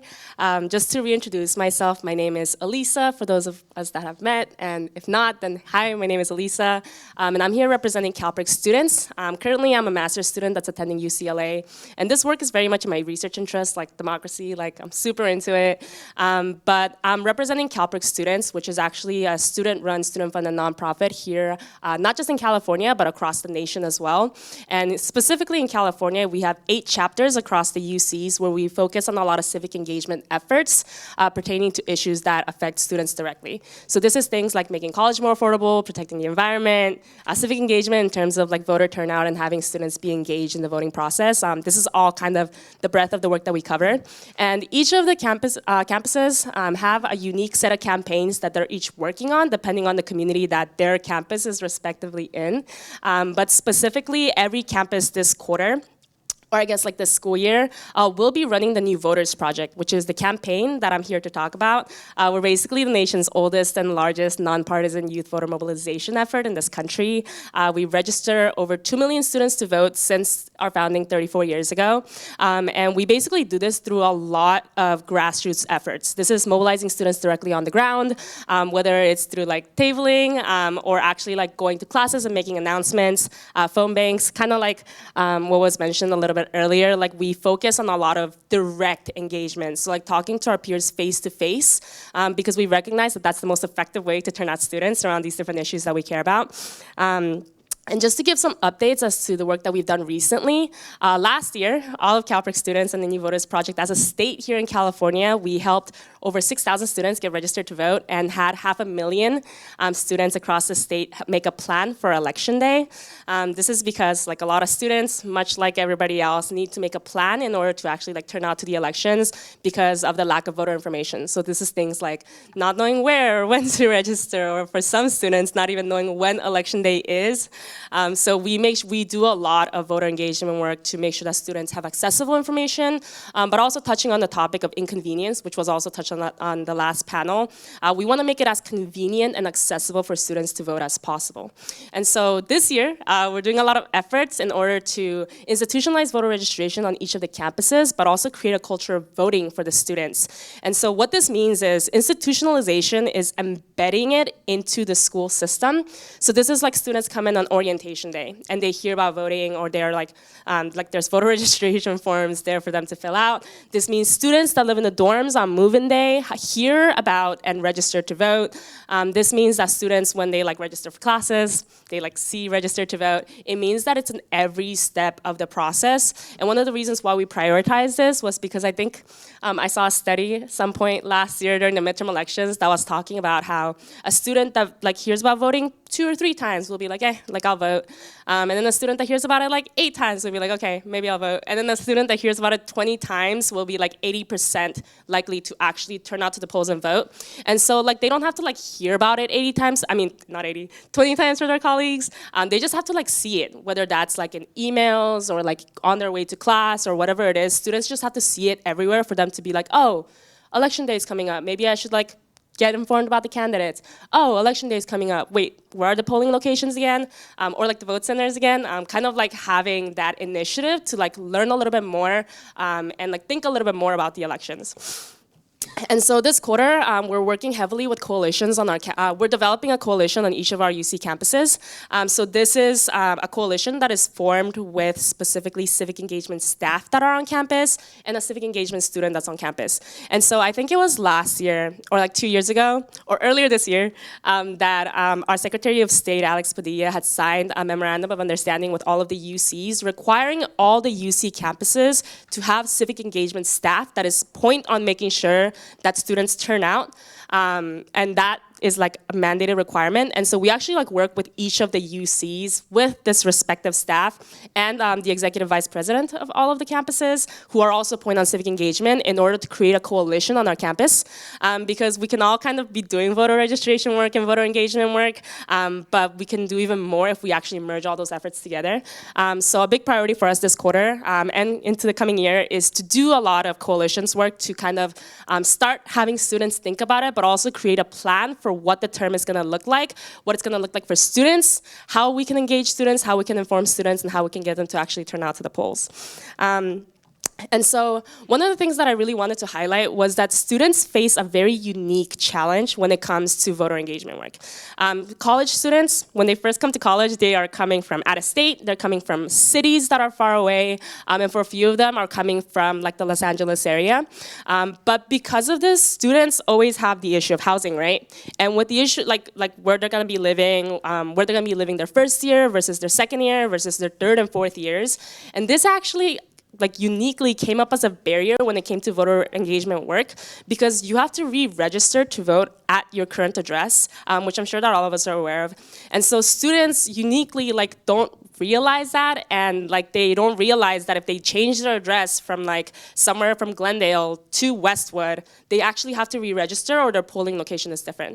And thankfully, this is like an issue or a barrier that will no longer be as much of a barrier thanks to the passing of SB 72, which allows for conditional same-day voter registration sites, and also thanks to the fact that we have vote centers across Los Angeles, which means that you can actually just go to any vote center to vote. But before, this was an issue that students faced. And even going into this year, I think one of the things that we're thinking about really bigly is, or like on a big level, is the fact that there are these, like we do have a vote center and that allows for same-day voter registration, but like at UCLA, we will only be having one vote center versus like the 3 polling locations that we had last year, which means that every student will be like flooding to Ackerman where we have the vote center on election day. And this means that there's going to be like insanely long lines that might actually discourage students to vote. So we've been thinking very like proactively about all the things that we can do in order to remove as many of these barriers as possible so that students do vote on Tuesday. And 3 of those things is, so the cool thing is that we are actually planning on having the vote center open up to 4 days before the elections. So from the Wednesday of elections, they'll be open all the way until Tuesday. They won't be open on weekends because students are never on campus on weekends. But we are planning on having it open those days. And our efforts for Get Out the Vote will be to heavily inform students about the fact that they can vote on those days. And this is in order to prevent the lines that would happen on election, like on actual election day. And one of the things that we're also like prioritizing, Shay's over here, and she's like actually going to be running a lot of the grassroots efforts into the coming quarter. But one of the things we're also prioritizing is the last day to register to vote, because this is a way for students to not spend as much time on actual election day, like registering to vote and then voting at the same time. It's a way to decrease those lines. It's a way to make it go by faster and more efficiently so that a lot of students turn out to the polls. And so those are a few things that we're planning on doing. And some of the tactics or like the actual like methods through which we will be doing that is we'll be having a lot of really big tables on campus, specifically hotspots on campus and in front of the vote center on campus that like have a lot of really good visibility. So this is really important because visibility attracts a lot of attention for like on-day events, kind of like the way we would do at a party at the polls. But basically like really big props, students like wearing t-shirts, Uncle Sam hats, all the cute stuff, but also like all the like eye-catching, eye-popping stuff that students would be attracted to. So really big visible tables, not just on the days that the vote center is open, but also like after the last day to register and going into the elections. Another thing that we actually do a lot of is when we help students register to vote, we do it not just through tables, but also by going into dorms, but also by doing class announcements, which we've found to be one of the most effective way to like help students turn out. And so in the past, we've actually like gone into classes and taking like 5 to 10 minutes to help students register right there when we were in front of them. So that was like one of the big things that we did, and I think for the Get Out the Vote effort, that is something that we will also be doing. We'll be going to each of the classes and saying, hey, the vote center is open. If you can vote now, you should do it. Like, it's in Ackerman, 5 minutes away. And kind of like informing all the students on the day of, so they're like, oh, like maybe I should go after class to vote then. Another thing that we'll be doing is we found that emails sent out by top priority people on campus are really effective. And so specifically, our campus has Chancellor Jean Block, and most students, because the chancellor sends such few emails, when the chancellor does send out emails, they actually, like students for the most part, check them. So we're also like working with campus administrators and staff to not just work on institutionalization efforts like the website and the class registrations and all those things, but also have them send out a mass email that says, hey, it's election day. You guys should all go vote. Here's the information. Here is how to register. Here's all the things that you need to know. And this is the way that we can hit like every single student on campus and make sure that they all know what it is that they need to do, where it is that they need to go, and how it is that they could turn out to the polls. So that's about it for our section. Yeah, that's a lot. We're getting so many ideas, so that's awesome. I'm taking lots of notes, and we'll make sure we share these following the event. I have lots of things I want to discuss, but I want us to get through all of our panelists, and then we'll do highlights at the end. So with that, let me pass it over to Karen. And Karen, I have your clicker. Hi, everyone. Thank you for the Future of California Elections for having me today in Astrid. I'm here with CHIRLA, we're the Coalition for Humane Immigrant Rights. And just a little bit about what we do. We're a statewide organization with a national impact, so we focus in a lot of different areas. We do legal services, community education, and within our civic engagement department, we're part of the Immigrant Political Power Project. The Immigrant Political Power Project is our C3 organization, the CHILA, the Coalition for Humane Immigrant Rights, and CHILA Action Fund, Californians for a Better, Californians for Rights of Leaders. And these are all of our leaders within LA County. This part is the immigrant political power is just so important because we can talk about the efforts that we do with both of our organizations and just talk about the larger impact that we do when we're reaching to immigrant communities. So for us, talking about Voters' Choice Act, it started a long time ago, even before we voted for the 2018 elections. I remember on my first day at CHIRLA, I had 3 days at CHIRLA, and I attended the Vote Center Placement meeting where we got educated on how we were going to bring the information back to our communities. And that was in September of 2018. And since then, we started hosting meetings in Southeast LA and the Antelope Valley, where our community members had an opportunity to tell us where they wanted to vote or even comment on the current locations that the register of voters had shared with us. And the information that, our community members from like Lancaster, Huntington Park share was that maybe for them it was easier to go vote at a swap meet, which are locations that the register might not have thought of. And it was just like a really great opportunity for them to be part of this process. And as we continue going on through the process in the early months of like 2018 and 2019, we continue developing relationships with the Register of Voters. So I'm part of, at this moment, of 3 committees within the Register of Voters. The community outreach with a lot of community members, city clerks are part of. And this is a great place for us to get informed of the new changes that are happening with the Voters' Choice Act. They give us feedback and new resources all the time. And we can also bring concerns from our community members and have a voice to be heard. We're also part of the Language Advisory Committee, where we can ask them for more resources. They share more videos that we have, and we can ask them for different social media tools that we can share with our communities. We're also part of the Election Day Subcommittee, and within this committee, we're able to know what were some challenges that voters face throughout Election Day. And the picture that you see there is one of our civic engagement staff at the VCEP lab. At the VCEP lab, we were able to experiment with the ballot marking device that's outside the room, and we were able to start training our staff and learning how to use these devices. And it's just really important for us to get trained very early on so we can bring this back to our community and let them know that these are the changes that are going to be happening. So as part of LA County, we're going to be focusing all throughout our different bases. We have adult membership bases that are within LA City and downtown LA, Southeast LA, the San Fernando Valley. We're also going to be talking to our voters in Santa Clarita. We have voters in Canoga Park, Van Nuys, Palmdale, and Lancaster. And as part of CHIRLA, we have a high school component, the YSAP, where they're talking to students all across the LAUSD school district. And we also have our college component, which is the California Dream Network, that targets universities, UCs, Cal States, and community colleges all across the LA County. So these are all the counties that we've been talking to and giving them presentations about the Voters' Choice Act. A lot of the materials that we received through the Future of California Elections and through the county clerk, we were able to translate those materials and break them down in language in a way that they can understand. A lot of the materials are very high level, so we tried to break it down as much as we possibly can, use a lot of pictures, use a lot of videos, which have been really useful for our community. One of the things that they really like when we were showing our presentations is we showed them a video with this news character called Don Cheto, and they really like that this character was speaking in their language and breaking it down. And like when they see a celebrity, they get so excited that they're the ones inviting them to come out and vote, and they share on their Facebook and their social media, and that's how we get more of our community members to go out and vote.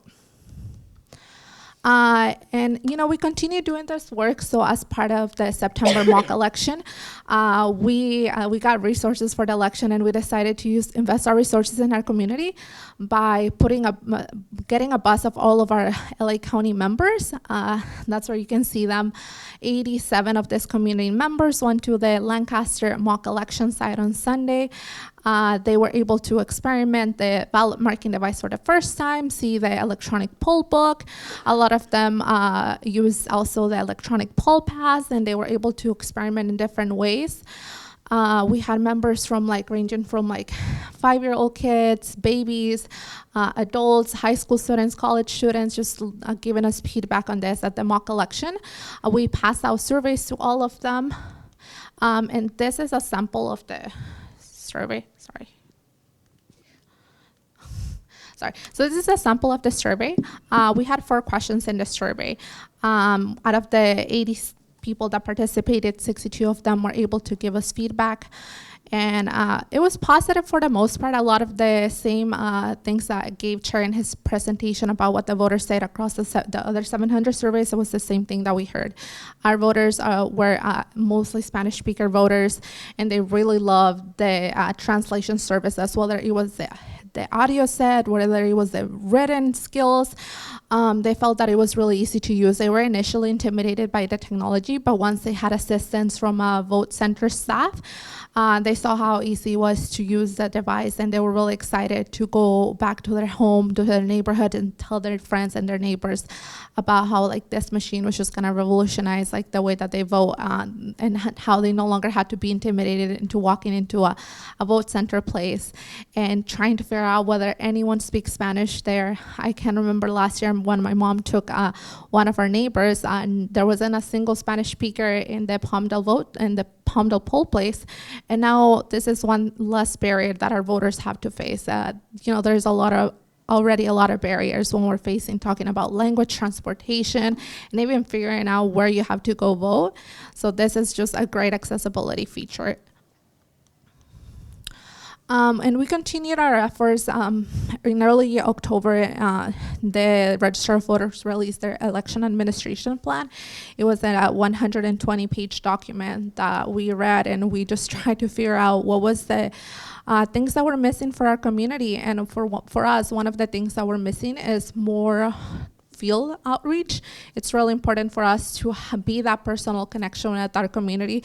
So some of the suggestions that we gave to the Register of Voters was to have more heavy investment in the field program. I know that they're focusing really heavily on media, but sometimes our communities might not have the email. They're sending emails out to everyone that's a registered voter, but for a lot of our community members, they don't have computers, they don't have tablets, and they're also doing robocalls. But for a lot of the low-income Latinos, they change their number. They might change their 1 month they might have an 818 number, and they might not be able to afford a bill, and in 2 months they might have a different number, and a lot of them don't know that they have to update their voter registration so that they can get that email, so that they can get that call. So this is some of the challenges that we envision. So this is why we're so focusing so heavily. So we had a member for our community, Eric, who is a first generation voter, is a local from the community, just providing feedback to Dean at the election administration plan hearing in Lancaster last month.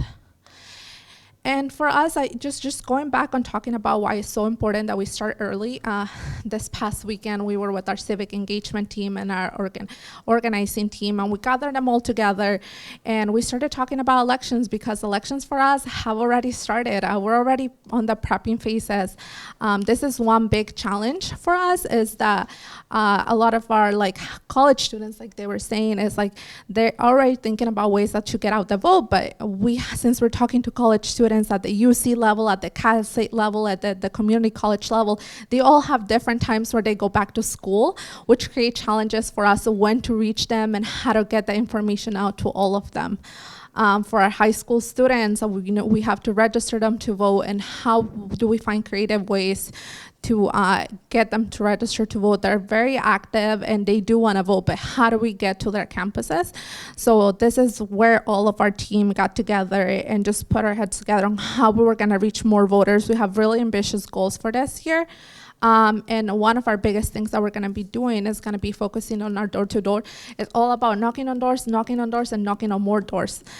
This year, we plan on just within LA County to contact 11,045 voters and to identify 5,523 people that say that they are going to commit to vote in this election. This is going to be our C3 program. And with our C3 program, that we're going to be focusing in different regions. We're going to be focusing in Southeast LA, South LA, South Central, downtown LA. We're going to be going to all the local high school areas, Antelope Valley. We're even going to be doing parts of like the San Fernando Valley. So we at this training that we did with our members before knocking on doors, we gave them one-pagers on the Voters' Choice Act, and they're going to be passing out pamphlets that the county has shared with us. So our goal is that at every single door that we visit and that we are able to contact, we're passing out these pamphlets, and they get the information for the Voters' Choice Act, so that we have a really heavy field program. And in addition to our field program that's going to be run all by volunteers, we're planning to do a phone bank. We have a call center at Chirla that is it's going to have 33 seats, and it's served by a call center operator who's here in this room, Zoila. They're going to be talking to voters, and their goal is to contact 30,000 voters just within LA County and to identify 24,000 voters that are going to be voting. And our plan is to integrate our field program, which is the doors and the phones, and include a census component, because we know it's going to be really overwhelming and it's going to be coming up soon. So we're gonna have a script that's going to have 3 questions. Are you planning on voting for this election? How do you plan on voting?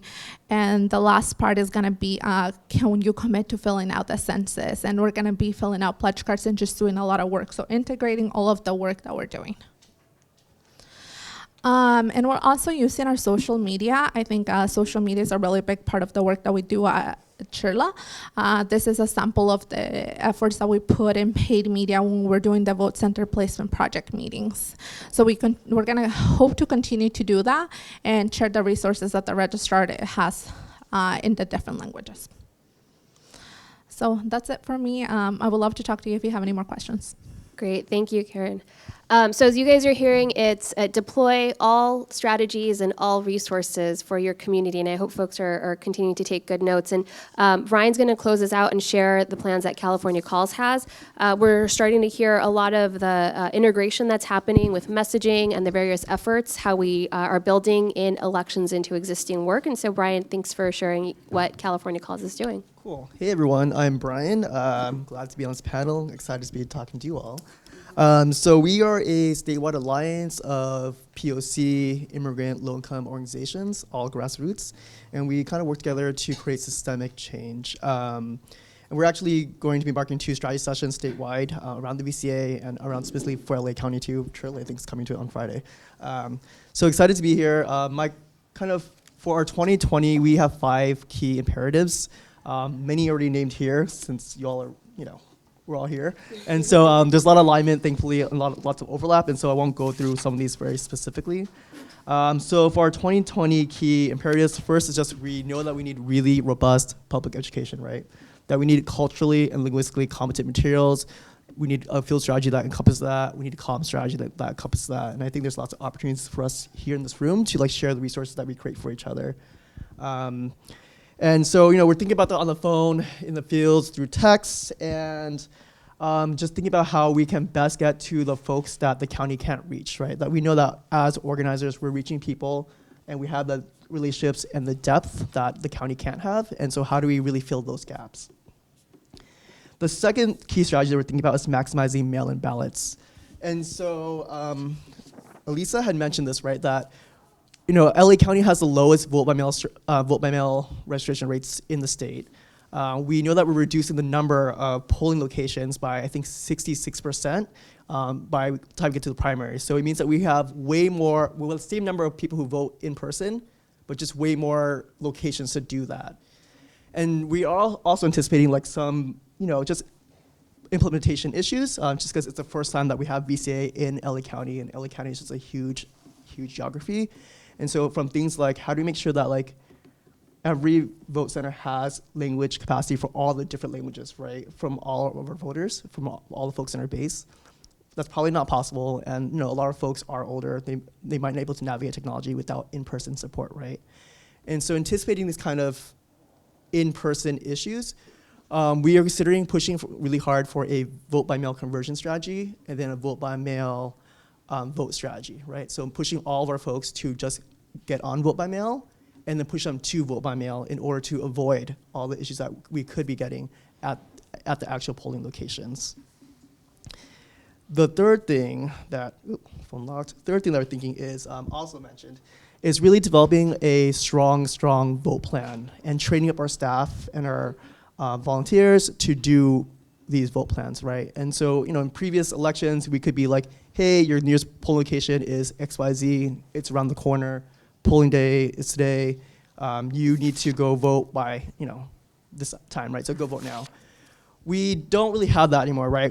People have way more options and way more time to do it, and anticipating that we will have pretty long lines on actual election day, we really have to push like better and more complicated, more sophisticated vote plans at the doors to get folks to vote immediately, to figure out where they vote, right? And particularly in our communities, because of displacement, we know where folks live and where folks work are really far apart now. And because of that, there's just way more options on like where they can vote along that route, right? And so how do we really think through getting our folks to be intentional about voting where's best for them and doing it immediately? Along the lines, GOTV is also super different for us, right? Like we used to like on E-Day, go to every door, go back to supporters, be like, go vote now. And we would knock on doors like 10 minutes before a polling location closes, right? Because their polling location would be around the corner. So it'd be like, go vote now. You can like go run, you can make it, get in line. That's not the same case now, right? Our E-Day strategy should probably now encompass all 4 days of the last 4 days of the election. And it should also be thinking about like, where are you actually voting? It's not maybe the closest location to here. It's gonna be where you're gonna be over this weekend. And so how do we really think through again what our E-Day strategy is, what our GOTV strategy is, given that we have a longer vote time, more locations, and that folks aren't voting where they live necessarily anymore, and that transportation issues also is encompassed that as well. And lastly, there's just lots of opportunities to innovate and experiment with new strategies. And so for us, we're thinking about like, how do we really think about third-party ballot collection, right? If folks are getting more ballots, how do we just make sure that we collect those ballots from them? Or how do we get our like volunteers, our friends and family to host ballot parties where like they just invite their friends over, they collect the ballots for them, they turn it in for them, right? How do we take advantage of like those new voting options? And we're also thinking about like peer-to-peer texting, distributive organizing, relational organizing, just ways that we can maximize voter turnout for this coming year. And so those are kind of 5 key main imperatives for 2020, and happy to answer any questions about any of that. Awesome. Thank you to all of our panelists for sharing their thoughts. So let me see if I can synthesize. And as I do, please prep your questions for this panel of experts. So we heard about the challenges, and particular themes were language access, and also how do you reach a highly mobile population. We heard about rethinking how we do GOTV, given that there is not a singular day, but our new model unhinges us in a way that we now have more options, more days to vote, with select vote centers opening 10 days before Election Day, and then all vote centers opening the weekend before election, and then the ability to vote anywhere. So how do we make sure voters have that new information to know that they do have those increased options? And then we heard some of the challenges that we're anticipating, right? The long lines. If people are not informed, they may all show up on the last day, and that will overwhelm vote centers. And so how do we make sure that voters understand the convenience of the new model, that they don't have to wait until the last day, but that in fact every day is Election Day, February 22nd through March 3rd. So these are all really important lessons to pass on, and I thank the panel for highlighting some of these ideas, as well as how do we address those, and how do we resolve the challenges. And some of the resolutions I heard were about integrating our voting messaging into our everyday work and into our existing projects to make sure that we are preventing that messaging exhaustion that could happen with our communities. I heard about leaning into our collaborations and coalitions and leveraging existing resources and sharing resources and materials. I heard about the importance of making a plan, making sure that voters know where and when they're going to go vote. And then I heard that the best messengers are, of course, our trusted community members, and how do we continue increasing those opportunities for direct contact. So I apologize if I did not do a good job, but those were the things I really wanted to emphasize that really resonated with me. So I wanted to bring those messages back. And so at this time, I'd like to open it up for any questions from our group. Is there a way we can develop an app for waiting times at vote centers or vote centers? Okay, the question was, is there a way to develop an app for wait times at vote centers? Anybody at LA County want to let us know? I know that you guys have looked at a lot of different resources. We can hand a map, mic over. Mike, hold on.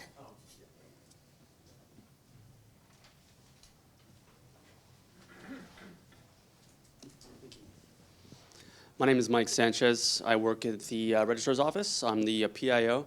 So that is a great suggestion, and it is something that will likely not be available for March, but it is something that we are brainstorming right now.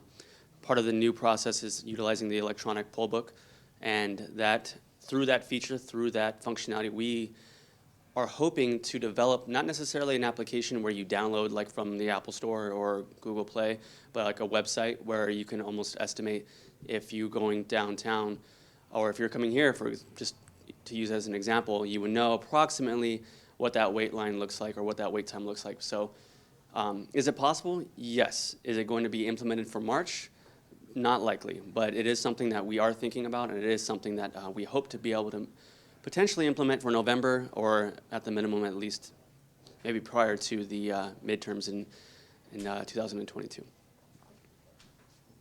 Thank you so much for letting us put you on the spot. And like I said, I kept on saying thank you to LA County, but this is why they're such a great partner, and it's great to have the answers immediately in the room. So thanks. Other questions? I have a quick question. Oh, go ahead. Is that okay? Yeah. On that vein, I saw the video for like the new model, and it said that like you could just like QR code scan, like when you show up, you QR code scan your options that are already done, and it lays it on the ballot, right? Yes. Okay. Sorry, go ahead. Yeah. Well, I know you're presenting right after this, right? So we have a point where Mike's going to be presenting on resources, and that's called the interactive sample ballot, and it's really cool. So yes, please do share that about that then. Other questions from the group? Paul? Just a quick question for all the panelists. So when you get asked by voters who are interested in registering or going to vote, but like, they're like, what do I vote on? How do I get voter information? Do you have any best practices? Like I usually steer people to the Easy Voter Guide. But how do you all address, teaching people how to get informed about elections? The question was, how do you address teaching people to get informed about the elections, or about the issues when they're asking about how to vote and where to get information? I mean, I can quickly answer. Because again, we're small, we have limited capacity, we usually try and share voter guides that other organizations have put together. I know in the past when we've done phone banking, it's been on some of the proposition, like the measures, and I don't know if those necessarily resonated with our specific community. So I don't know if we would do that again in the future. I think we would love to create our own voter guides, but I think what we would continue to do is just share what other collaborative organizations or partners have put together. Same for us. We develop our own voter guides, actually with Sherla through a statewide coalition called the Million Voters Project, and so we have our own voters guide that we use based on our like collective analysis. We also do really intensive like door-to-door and phoning programs to educate our voters on issues. On top of that, and particularly for this year, we would love to get like branded resources from the county around the VCA, just so that as we're disseminating out at the doors on the phones, that folks know that there's legitimacy to our work, and that folks can see that this is like county supported work, and so like whatever the county can provide, that'd be great too. And so the kind of things that we generally do for our folks. Great. So we heard the Easy Voter Guide, Voter's Edge is another one, and then which one do you guys use, Shika? It'll be like something that, for example, AppCon has created, some of these other groups have created, yeah. And then can you name yours again? Million Voters Project. Okay. I think just one final thing for like what Sherla does. So since we're a 501c3 organization, when we're going door to door with Sherla, we usually tell them that we can't share our like a position on a political candidate, but we do offer for them to join. Since we have organizing bases and we do have field offices, we offer them to come into the office. We walk them through all the candidates, and we let them make their own decision. on like the candidate. So if you do have that capacity, that is something that we've been doing. And a lot of people, like around election time, they just come in, bring their ballot and their vote by mail ballot, and we walk them through it and help them fill it out. Yep, so those are great resources. And we have League of Women Voters LA in the room, so they also have a great voter guide. Other questions? Let me stop sitting down. I'm sitting down on the job.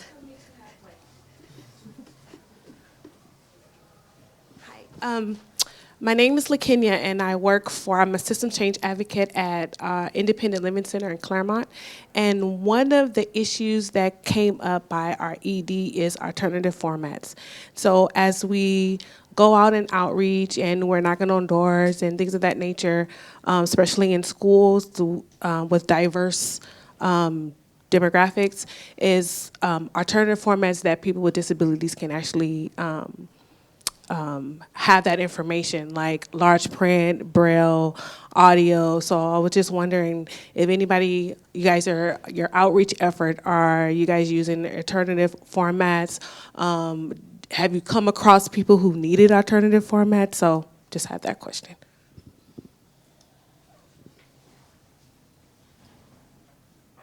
Okay, we have Disability Rights California in the room. Can I ask you guys to share briefly about like what resources you guys are making? You have the hotline. Yeah. Hold on, writing. Yeah, so we provide a hotline, statewide hotline, for anyone who has any kind of voting issue or question.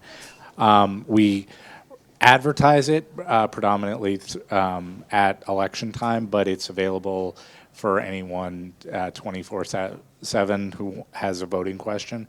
And we also work with the counties to make sure that as many of the counties as possible are providing that resource in their voter information that they send out to all their voters.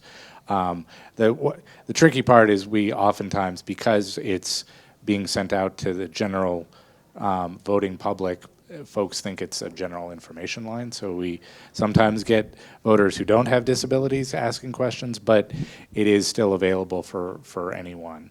And then in terms of other resources, am I forgetting? Oh.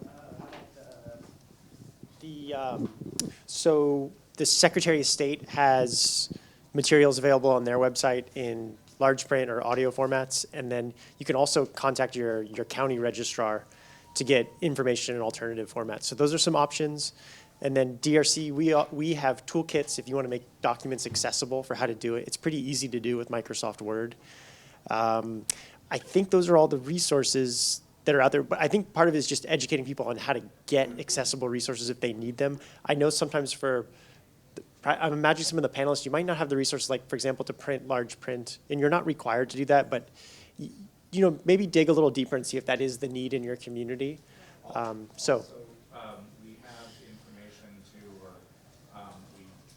we know how to get information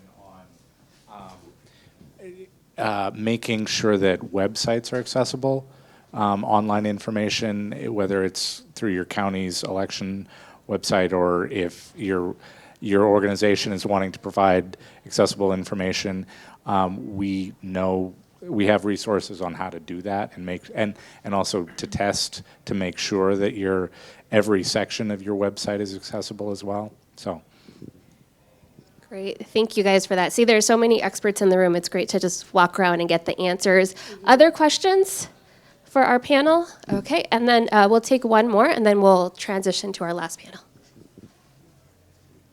So I want to apologize in advance. I know I've asked this question to a lot of folks. I apologize if it sounds like I'm parroting, but with the new changes happening in March 2020, one of them being the fact that we have same-day conditional voter registration for folks at these vote centers, I wanted to kind of ask people in the room, what sort of outreach are they planning on doing for folks that might not be registered to vote, but that we can still mobilize for these elections? I'm just speaking from personal experience. I know a lot of folks in my personal circle that don't really get interested in elections until about a week before the election, past the voter registration deadline, but now we have an opportunity to kind of engage those folks. So I kind of want to see what folks are doing to kind of capture or to seize this opportunity. And it's a great opportunity, no more deadline, or administrative deadline, but people can register to vote right through Election Day. Do you guys want to answer? I think one big thing is embedding that information in all your get out the vote efforts. So as soon as the last day to register is over, we're all pushing for really big get out the vote drives, which means that like every person that you talk to, every class announcement you make, every email should include the information of, hey, if you didn't register, you can still vote. There's same day conditional voter registration now. You can register and vote like at these vote centers, and just like including that information in every single form of GOTV outreach, in addition to all the GOTV stuff that you're doing, I think would be the right way. One of the strategies that we're thinking about experimenting with is using relational organizing. And so for folks who haven't done it before, it's basically like a app that you have on your phone that you upload your target voter universe into that phone. And then when folks download the app, it'll match their contacts to your target universe. And so we're thinking about using the reverse of that, where folks upload match their contacts to that app, right? And everyone that gets matched means they're registered to vote. So folks who aren't matched means they're not registered to vote. And so through this app, we're helping to kind of like I think our main issue with doing voter registration has always been like, how do you know, where do you find the people who aren't registered to vote, right? And so through this app, we're hoping to get that universe of folks who aren't registered to vote on our phones and having us as the messenger to our friends and family to get them to register. So like if I match my phone, like maybe like my cousin won't show up on that list of matches, meaning like they might not be registered to vote. And so I would hit up my cousin and be like, hey, here's the link, please register to vote. Great. So we are just over time, but I wanted to give our panelists an opportunity. So LA County has been working on this model for 10 years, and the goal of this model was to create a fully accessible voting experience for every voter in Los Angeles. So what's one of the biggest positive changes you're hoping to see, so that we can end on a good note? Just one sentence from each of you on that. Yeah. I mean, I'm pretty confident that we'll have a really great boost in voter turnout, and I think that it'll really give it makes voting just a lot more equitable, right? Like a lot of folks can't vote on the weekdays because they have work, and so I think that it really just makes it it really helps out folks who don't have the privilege of voting on like a Tuesday. I think for us, since we're our Immigrant Political Power Project is that project for immigrants by immigrants, just like getting our family members who might not be eligible to vote yet to train their family members, their neighbors who go out and vote, and just give them like this timeline, share the resources. Like we're trying so hard to like give all these resources ahead of time. Like we're starting in January 13 to kick off our field program. So for us, it's just like, let's run our field program. Our community member knows who we are. They know that if you find someone in a maroon shirt that says Immigrant Political Power Project, we're going out there to tell you like how to vote. So I think that's like the biggest key, that we're starting early and that we have the resources from the Register of Voters. I completely agree with the starting early thing, and I think one of the things that I'm the most excited about in regards to this new voting model, but also in regards to the current state of our political climate and everything that's happening, is just the fact that voting is just becoming so much more accessible, and that this new system has just made it so that it's like modern, up to date, and like for a lot of young people, which are the largest generation alive in this country, like voting is habit forming, and their first experience voting will be accessible, will be modern, will be something that like they can actively engage in, and that's how they're going to be engaging for the rest of their lives. And so I think that it's really exciting. Just a personal tidbit. So my home state is Nevada, where the early voting has been going on for a while. I was registered to vote there before I moved to California. And I've seen the effects of accessibility and the impact that it makes, you know, in our communities, in our families, and how easy it is for people to vote when it's convenient for them. And I'm excited about that happening here in LA County. And so ultimately it's about accessibility, reducing the barriers, and that's going to enable us to, you know, to Elisa's point, to just create that culture of voter engagement and voting that hasn't necessarily been part of our communities. Great, and could not say anything better than what our panel just said. So with that, can you please thank our panel of experts? And let's move right into our closing panel. We're going to spend some time discussing materials and resources. We heard so much about the importance of having things in language and in accessible formats. We heard the importance about sharing our plans with each other, and so we did want to bring in today, we have Robbie Abalon with the Secretary of State's office, Mike Sanchez with the Los Angeles County Registrar Recorder's office, and then Katie will be sharing the resources that Future of California Elections is building through the Voters' Choice Project. So with that, let me take off these name tags, because take this off, and I'll pass it over to Robbie. Here you go. Hi, everyone. My name is Robbie Abalon, Deputy Secretary of State here on behalf of Alex Padilla. So thank you, Astrid and FOS, for having this, and thank you guys for coming. May I just give you kind of a quick overview of what we're doing when it comes to the VCA and Voters' Choice Act. So there is a switch to this vote center model that not just LA is doing, but 9 other counties are doing it for 2020, and a total of 5 other counties did it in 2018. And then with the amount of counties that are coming on board, so we have a total of 15 counties that are making the switch within the last 2 years, and 10 of the counties for 2020. And one of the things that we have seen is how many more voters are going to be going to vote centers. So the first 5 counties last time around, they represented roughly about 1 million registered voters out of the state of California. Now with the 15 counties coming on board, with LA being a large one, Orange County being a large one as well, Santa Clara, together it's over 10 million registered voters. So over 50% of the electorate will now be switching over to vote center models with VCA, when we had 5 counties and roughly only 7% of the registered voters will be having vote center models. So it is a complete change and a shift here for the state of California. But one of the things, I don't know if you guys talked a little bit about the origin of it, and it's kind of a compilation of what other states have been doing. A little bit of Washington, a little bit of Oregon, a little bit of Colorado, and with us being California, kind of added in our own changes as well for when the bill was passed for SB 450 in 2016. So one of the things that we do is oversee some of the changes that the counties are doing. And what we're trying to do is come up and support and trying to think of ways creatively that we can do and support all those 15 counties, and also with all the voters that are in those counties as well. So one of the things that we've done is on the county level, identified still existing federal pots of money and also state federal funds to be able to help and support with all the changes that the counties are making. So we identified roughly $15 million for HAVA funds to be dispersed to those 15 counties. LA, and it's a per voter basis. So Los Angeles, I think, represents half of it, so you guys are getting half the funds. And then the other half are being dispersed amongst the other 14 counties.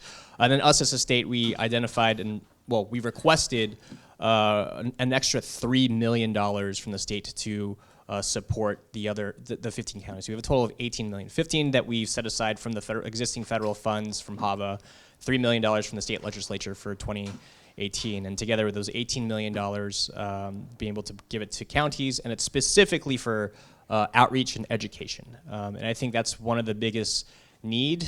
Everything from how long our lines will be on that Tuesday on election day, all the way down to where your vote center will be. A big and critical component of it will be outreach and education to the public. So we wanted to provide that funds, much needed funds, to some of the counties. Yes, it always need for more money, but that's something that we've identified and want to set aside specifically for VCA counties. For us, one of the things that we are also trying to do is support some of the counties on some of the things that they're going through. And each of the counties, they're all unique, and every county will say that they're completely different from every other county. So we have rural, we have suburban, we have urban, we also have north, south, central, coastal, inland, all the different counties. But we're trying to identify what kind of cuts across all of them. One of the things that we did see was many of the counties are using public locations as their vote centers, and the top one of it being schools. So one of the things that we've done is reached out and did a partnership with the California Department of Education and reaching out to all the schools, letting them know that if you are approached by the registrar of voters to be used as a vote center or a polling location, please work with that registrar for the needs, and also that the changes are going to be happening. If you've been a polling location for the last X amount of years, the need won't be for one day, the need will be for at least 4 days, and maybe some prep time in between. And also think of some other things that kind of bind together all the other counties. Out of the 15 counties, there's actually 12 universities that are on, they'll be hosting vote centers, and 6 of them are going to be right here in LA County. We'll be hosting vote centers. And why this is important, I know we had a student here from CalPERG, and probably reiterate this, our top site in the entire state of California that had the highest conditional voter registration or same-day voter registration was at a university. Sacramento State was a vote center. And if you think about it, now we're scaling up from the only university that had a vote center to now we'll have 12 universities. So thinking about those lessons learned, and if you think about it, each of those universities represent about 25,000 students and maybe 5,000 support staff for those who work there and teach there. Besides the students. So each of one of these locations, and that's not including everyone who lives and resides around that vote center as well. So just on each of those 12 campuses are roughly 30 to 35,000 potential voters who are there. So being able to work with each of the universities and prioritizing it.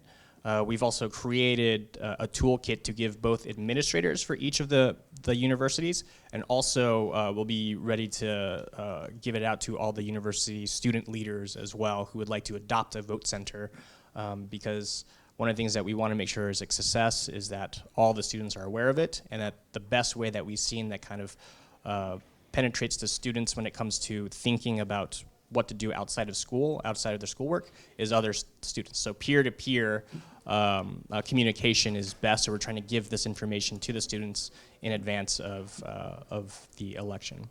A couple of things that we are doing, we provide, now we're going to have flyers available to each of the counties who request it, and we're also opening it up to community organizations as well, to provide to the public and and as a resource for them to give out and make everyone aware about what the changes are coming up for across the state. And I don't know if you want me to go into kind of a deeper dive into a couple of things, or you want me to stick with resources, or? Yeah, the resources the resources that the nonprofit organizations can use for their voter education. Yeah. So one of the things also that we wanted to encourage is having nonprofits be able to work with each of the county registrars as well. I know LA has already been doing it very well, but there's other counties that are kind of doing outreach for the first time that's required by the VCA. And some of you have in this room have also helped out the other counties. But thinking about ways to also publicly partner up with nonprofits or community groups when it comes to reaching out. I think it's kind of a tried and true message. You need to host and have, if you want to get input from people, you need to go to where the people are and where existing events and structures are. So that's been kind of a lessons learned that we wanted to provide to the other counties. And LA has been a model for what they've done for outreach and the numerous and countless events that they've had for their VSAP and for the placement project. For us, we wanted to provide flyers were now available for that for the community who wants to make any requests for us. We also have it in multiple languages.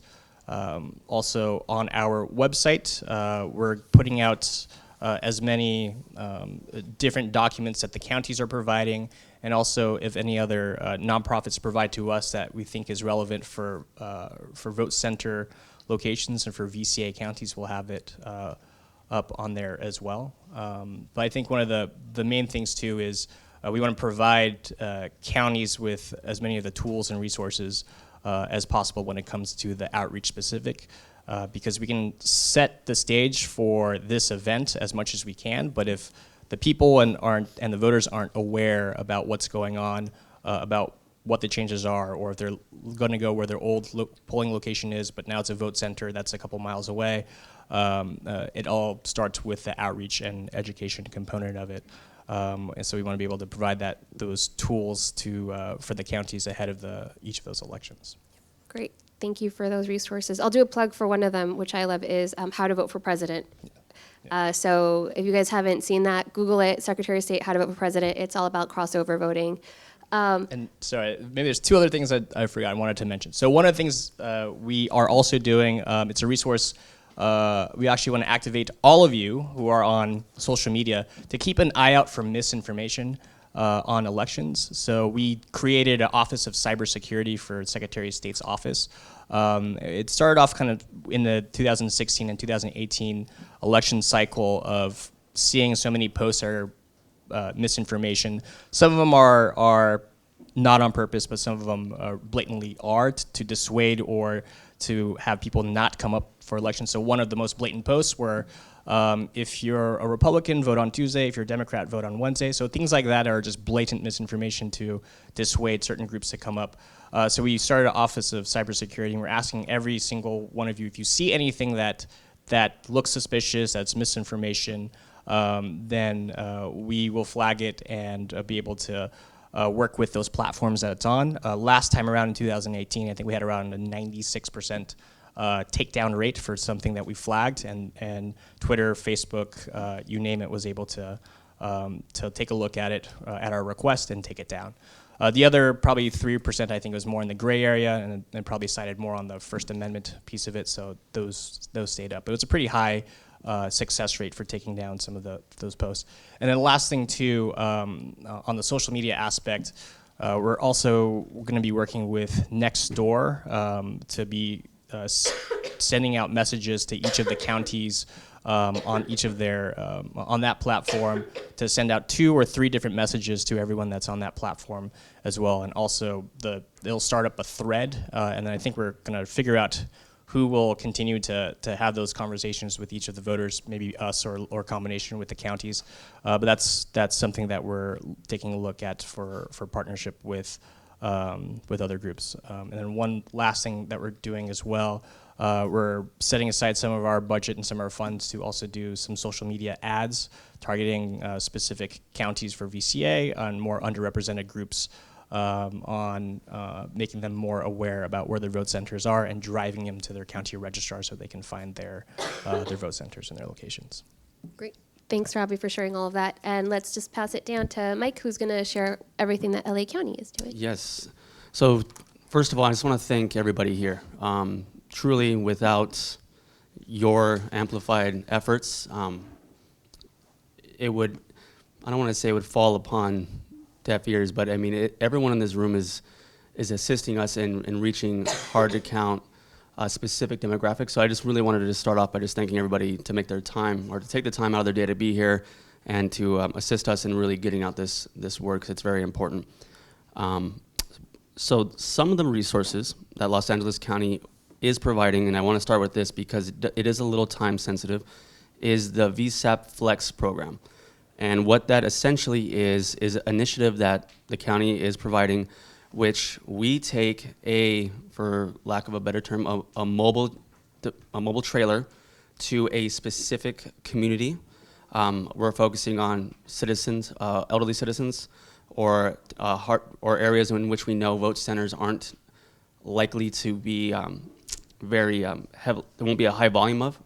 So areas that we know there's going to be a lot of space in between. And how we're beginning this initiative is through an application process. So if you were to go onto our website today at lavote.net, we have a page called the VSAP Flex program. And if there are community centers or locations within your guys' target audience that you think this would be a great opportunity for people that either live on site there or that a lot of people do gather around throughout the weekday and weekends, I encourage them to apply. And that deadline actually is going to be the end of 5 p.m. From my understanding, it'll be 5 p.m. Friday. I will double check if that is a 5 p.m. cutoff date. It is an online application. We may allow up until midnight, but given the size of the county and given the scope of the number of applications we've already received, we do have to have a deadline, and that deadline is this Friday. So I can certainly follow up on confirmation of the time with Astrid, and we can communicate that to everybody here. So with that said, I think almost everyone in this group in some capacity has already assisted in promoting VSAP, the Voting Solutions for All People, in more than likely the mock election that we ran in September of 28th and 29th. You guys heard about that a little bit earlier from my colleague Jeff Klein, and it was a very good event because we learned a lot about it. And what I learned as someone who's overseeing some of the marketing, the messaging, the communications effort is that everyone here really stepped up and really, I think for the first time in years I saw we made resources available on our website. We let everybody know where they were, and you guys actually, everyone that was in this room and outside of this room, actually used them. And we just want to continue that trend. We anything and everything that we create, please by all means utilize it, take it, put it on your social platforms, disseminate it within your facilities. Definitely take that. And what we're going to do, in addition to what we've already created, because we do have flyers that talk about what CVA is. We already have on a high level what security features the Voting Solutions for All People have. We have flyers on the accessibility components. I think all in all, we have just over a dozen specific flyers, mainly on specific topics of what the Voting Solutions for All People is and how it's going to improve the lives of voters in Los Angeles County. And all of those resources are available in every mandated language. And currently, those resources can be found on vsap.lavote.net. We have a resources navigation link. If you just hit that, it'll take you directly to it. And you can find the multilingual stuff there as well. But what we were going to continue to create, because we can't just utilize those resources, given that some of it, I don't want to say is outdated, but there is some additional more relevant information that we want to get out.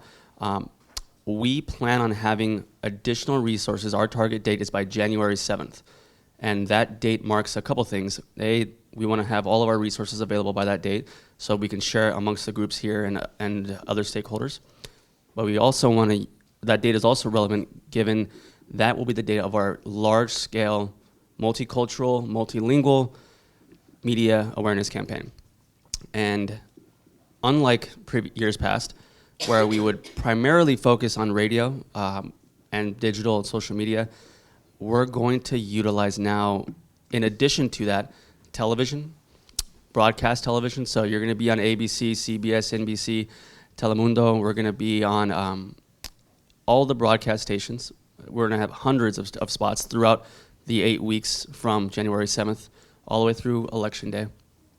And we are also going to be utilizing billboards. And we know that there still is a frequency, there's still a good use to utilize out-of-home billboards, neighborhood posters, bus ads. We will be utilizing those elements. And what is specific and new to this campaign is we're going to have them all in language within the specific demographics of the county. That was something that we've learned is important because not everyone does speak English. And we have identified and are working with our partners to identify the specific locations within the county that, okay, it makes sense to have 50 billboards there with one message that talks about voting is changing and registering to vote in Spanish. Like same thing with Hindi, Tagalog, Chinese, Korean. We're gonna be strategic about that, and I think I just want to make that very clear. And that's something that's going to be ramped up. We have utilized billboards in the past. Typically, it'd be like 1 or 2 on a main highway. Those are still going to be utilized. I just want to reference that there is still a desire to have that here for a higher mass, a higher frequency of people that we know will see it. But we also want to be a little more strategic in language communication within the neighborhood posters, and that will absolutely be a part of this campaign. But in addition to that, we're going to be creating videos. So the videos that you're going to see potentially on broadcast television, that is our property, and we absolutely intend on sharing that with everybody here as well. And that message will focus not only on the awareness of the new system, but really also trigger a sense of wanting to vote and the importance of voting and where they can learn more and where they should go. It was mentioned earlier, one of the challenges we have is combating misinformation, and I'm thrilled to hear about what the state's doing at that level to combat that. So these resources will be absolutely critical to making sure we have correct and accurate information, and everyone here will have that as well. I think something that I saw was very, very well received was it was like a digital packet, if you will, digital bundle, social media bundle. We're gonna have what we did utilize at the mock election, but on steroids. So instead of having 4 posts that were just gonna be 4 specific messages, we're gonna utilize and have, what the goal is to have 8 weeks of content that focus on things from registering to vote, to crossover voting, to Senate Bill 25, which may not have been discussed too much, but it is something that's gonna impact voters, because a very small plug on that, it's literally flipping the ballot from federal offices to local offices. So now the first thing people see will be local offices instead of their presidential candidates. In addition to that, all the tools and all the necessary and all the things that will be utilized in the VSEP solution as well. So again, that the target date to be able to have that provided is January 7th. So please circle that on your calendars. We will, everything that I've just mentioned is going to be translated in all the languages and will be available at that time. And in addition to us directly distributing it to this community, we're also going to be having it centrally located on our website, which, by the way, will be redesigned to match the branding of the Voting Solutions for All People. So that will be another change, a bigger change for us. And really what's changing is the color scheme and like some of the outdated text, obviously, some of the outdated information. The layout functionality isn't going to change too much. We're really not trying to confuse or make it more difficult to locate things. So just for reference, that is something that's going to be changing. Maybe not by the 7th of January, but before the election, we will have a redesigned website that will have new color, new branding. I think an additional resource that not necessarily is being shared with this group, but something that I think is important for voters to know is that we are still going to be mailing out a sample ballot booklet that will be mailed to every single registered voter. It will have all of the new information that the CVA, to Voters' Choice Act, VCA, and also to the new Voting Solutions for All People. And in addition to that mailing, our office is anticipating, or is going to likely do at least 2 other direct mailings, not only providing information about what to expect, but also information on crossover voting, and also the promotion of vote by mail and the fact that that's not going anywhere. It's actually staying the exact same because that has already been implemented, or that new design was already implemented in 2018. And on the topic of the sample ballot, it was referenced to the previous panel, the interactive sample ballot will be a resource available, an optional resource for voters, that if they wanted to access their ballot ahead of time, instead of necessarily putting all their marks in the booklet and bringing that with them, they can actually look up themselves on an application that's essentially, it's a website. Again, it's not a downloadable app where you're going to have saved on your phone forever. It's going to be a website in which directs you to a website application. You look up yourself, you'll look up your voter information, you'll have access to just what you're eligible to vote on. At the end of that process, it will generate what we're calling a poll pass, but it is a QR code. And that QR code you can take with you to the vote center, scan it under the ballot marking device. It will transfer your selections to that ballot marking device, and on the device itself, you can review your selections. You can change anything if you want. You could, you'll still be able to print it, the ballot itself, check it on the paper, do everything that you typically would if you were starting the voting process at the vote center. So 2 quick notes about that. This isn't online voting, and that's one of the biggest messages we're going to be promoting, is that there's still an action after you complete this. The QR code isn't something that you're stopping there. You still have to go to a vote center. And second thing is, its security is, it is secure because the device, and I'm sorry, let me just take a step back. How we ensured the security of this, so that way we never receive any of the selections that are made from the voter itself. After the lookup functionality of the voter is concluded, which is the very first step, really. At that point, everything is saved locally on, if you're on a computer, on your computer. If you're on your mobile phone, it's on your phone. Tablet, iPad, same thing. So at that point, it effectively goes offline. All the selections you make are on your device itself. So at no point are we ever receiving, okay, Mike Sanchez voted for X, Y, and Z. It does not work that way. It's not built that way. And we are, again, heavily messaging that too. So to ensure people know that their votes are independent. And if there's any other questions on that or any other specific functionality of any of the devices, you can absolutely connect with me after this. And the last thing I would like to leave with this group, because I know I've already taken up way too much time, is our outreach team. I mean, we're here today. Meetings like this, we would absolutely love to be a part of.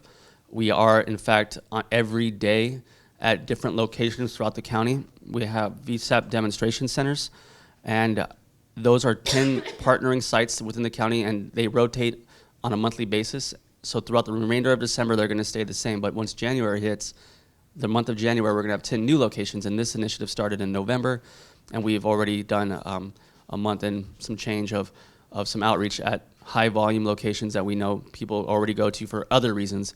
Last month, Altamed Health Services, their health clinic was a great partner that we had, and that's one example. So people go there for other reasons, and then, oh, by the way, our outreach team is there kind of pulling people in and educating them. So with that said, the last thing, I mean, again, thank you all for being resources to us.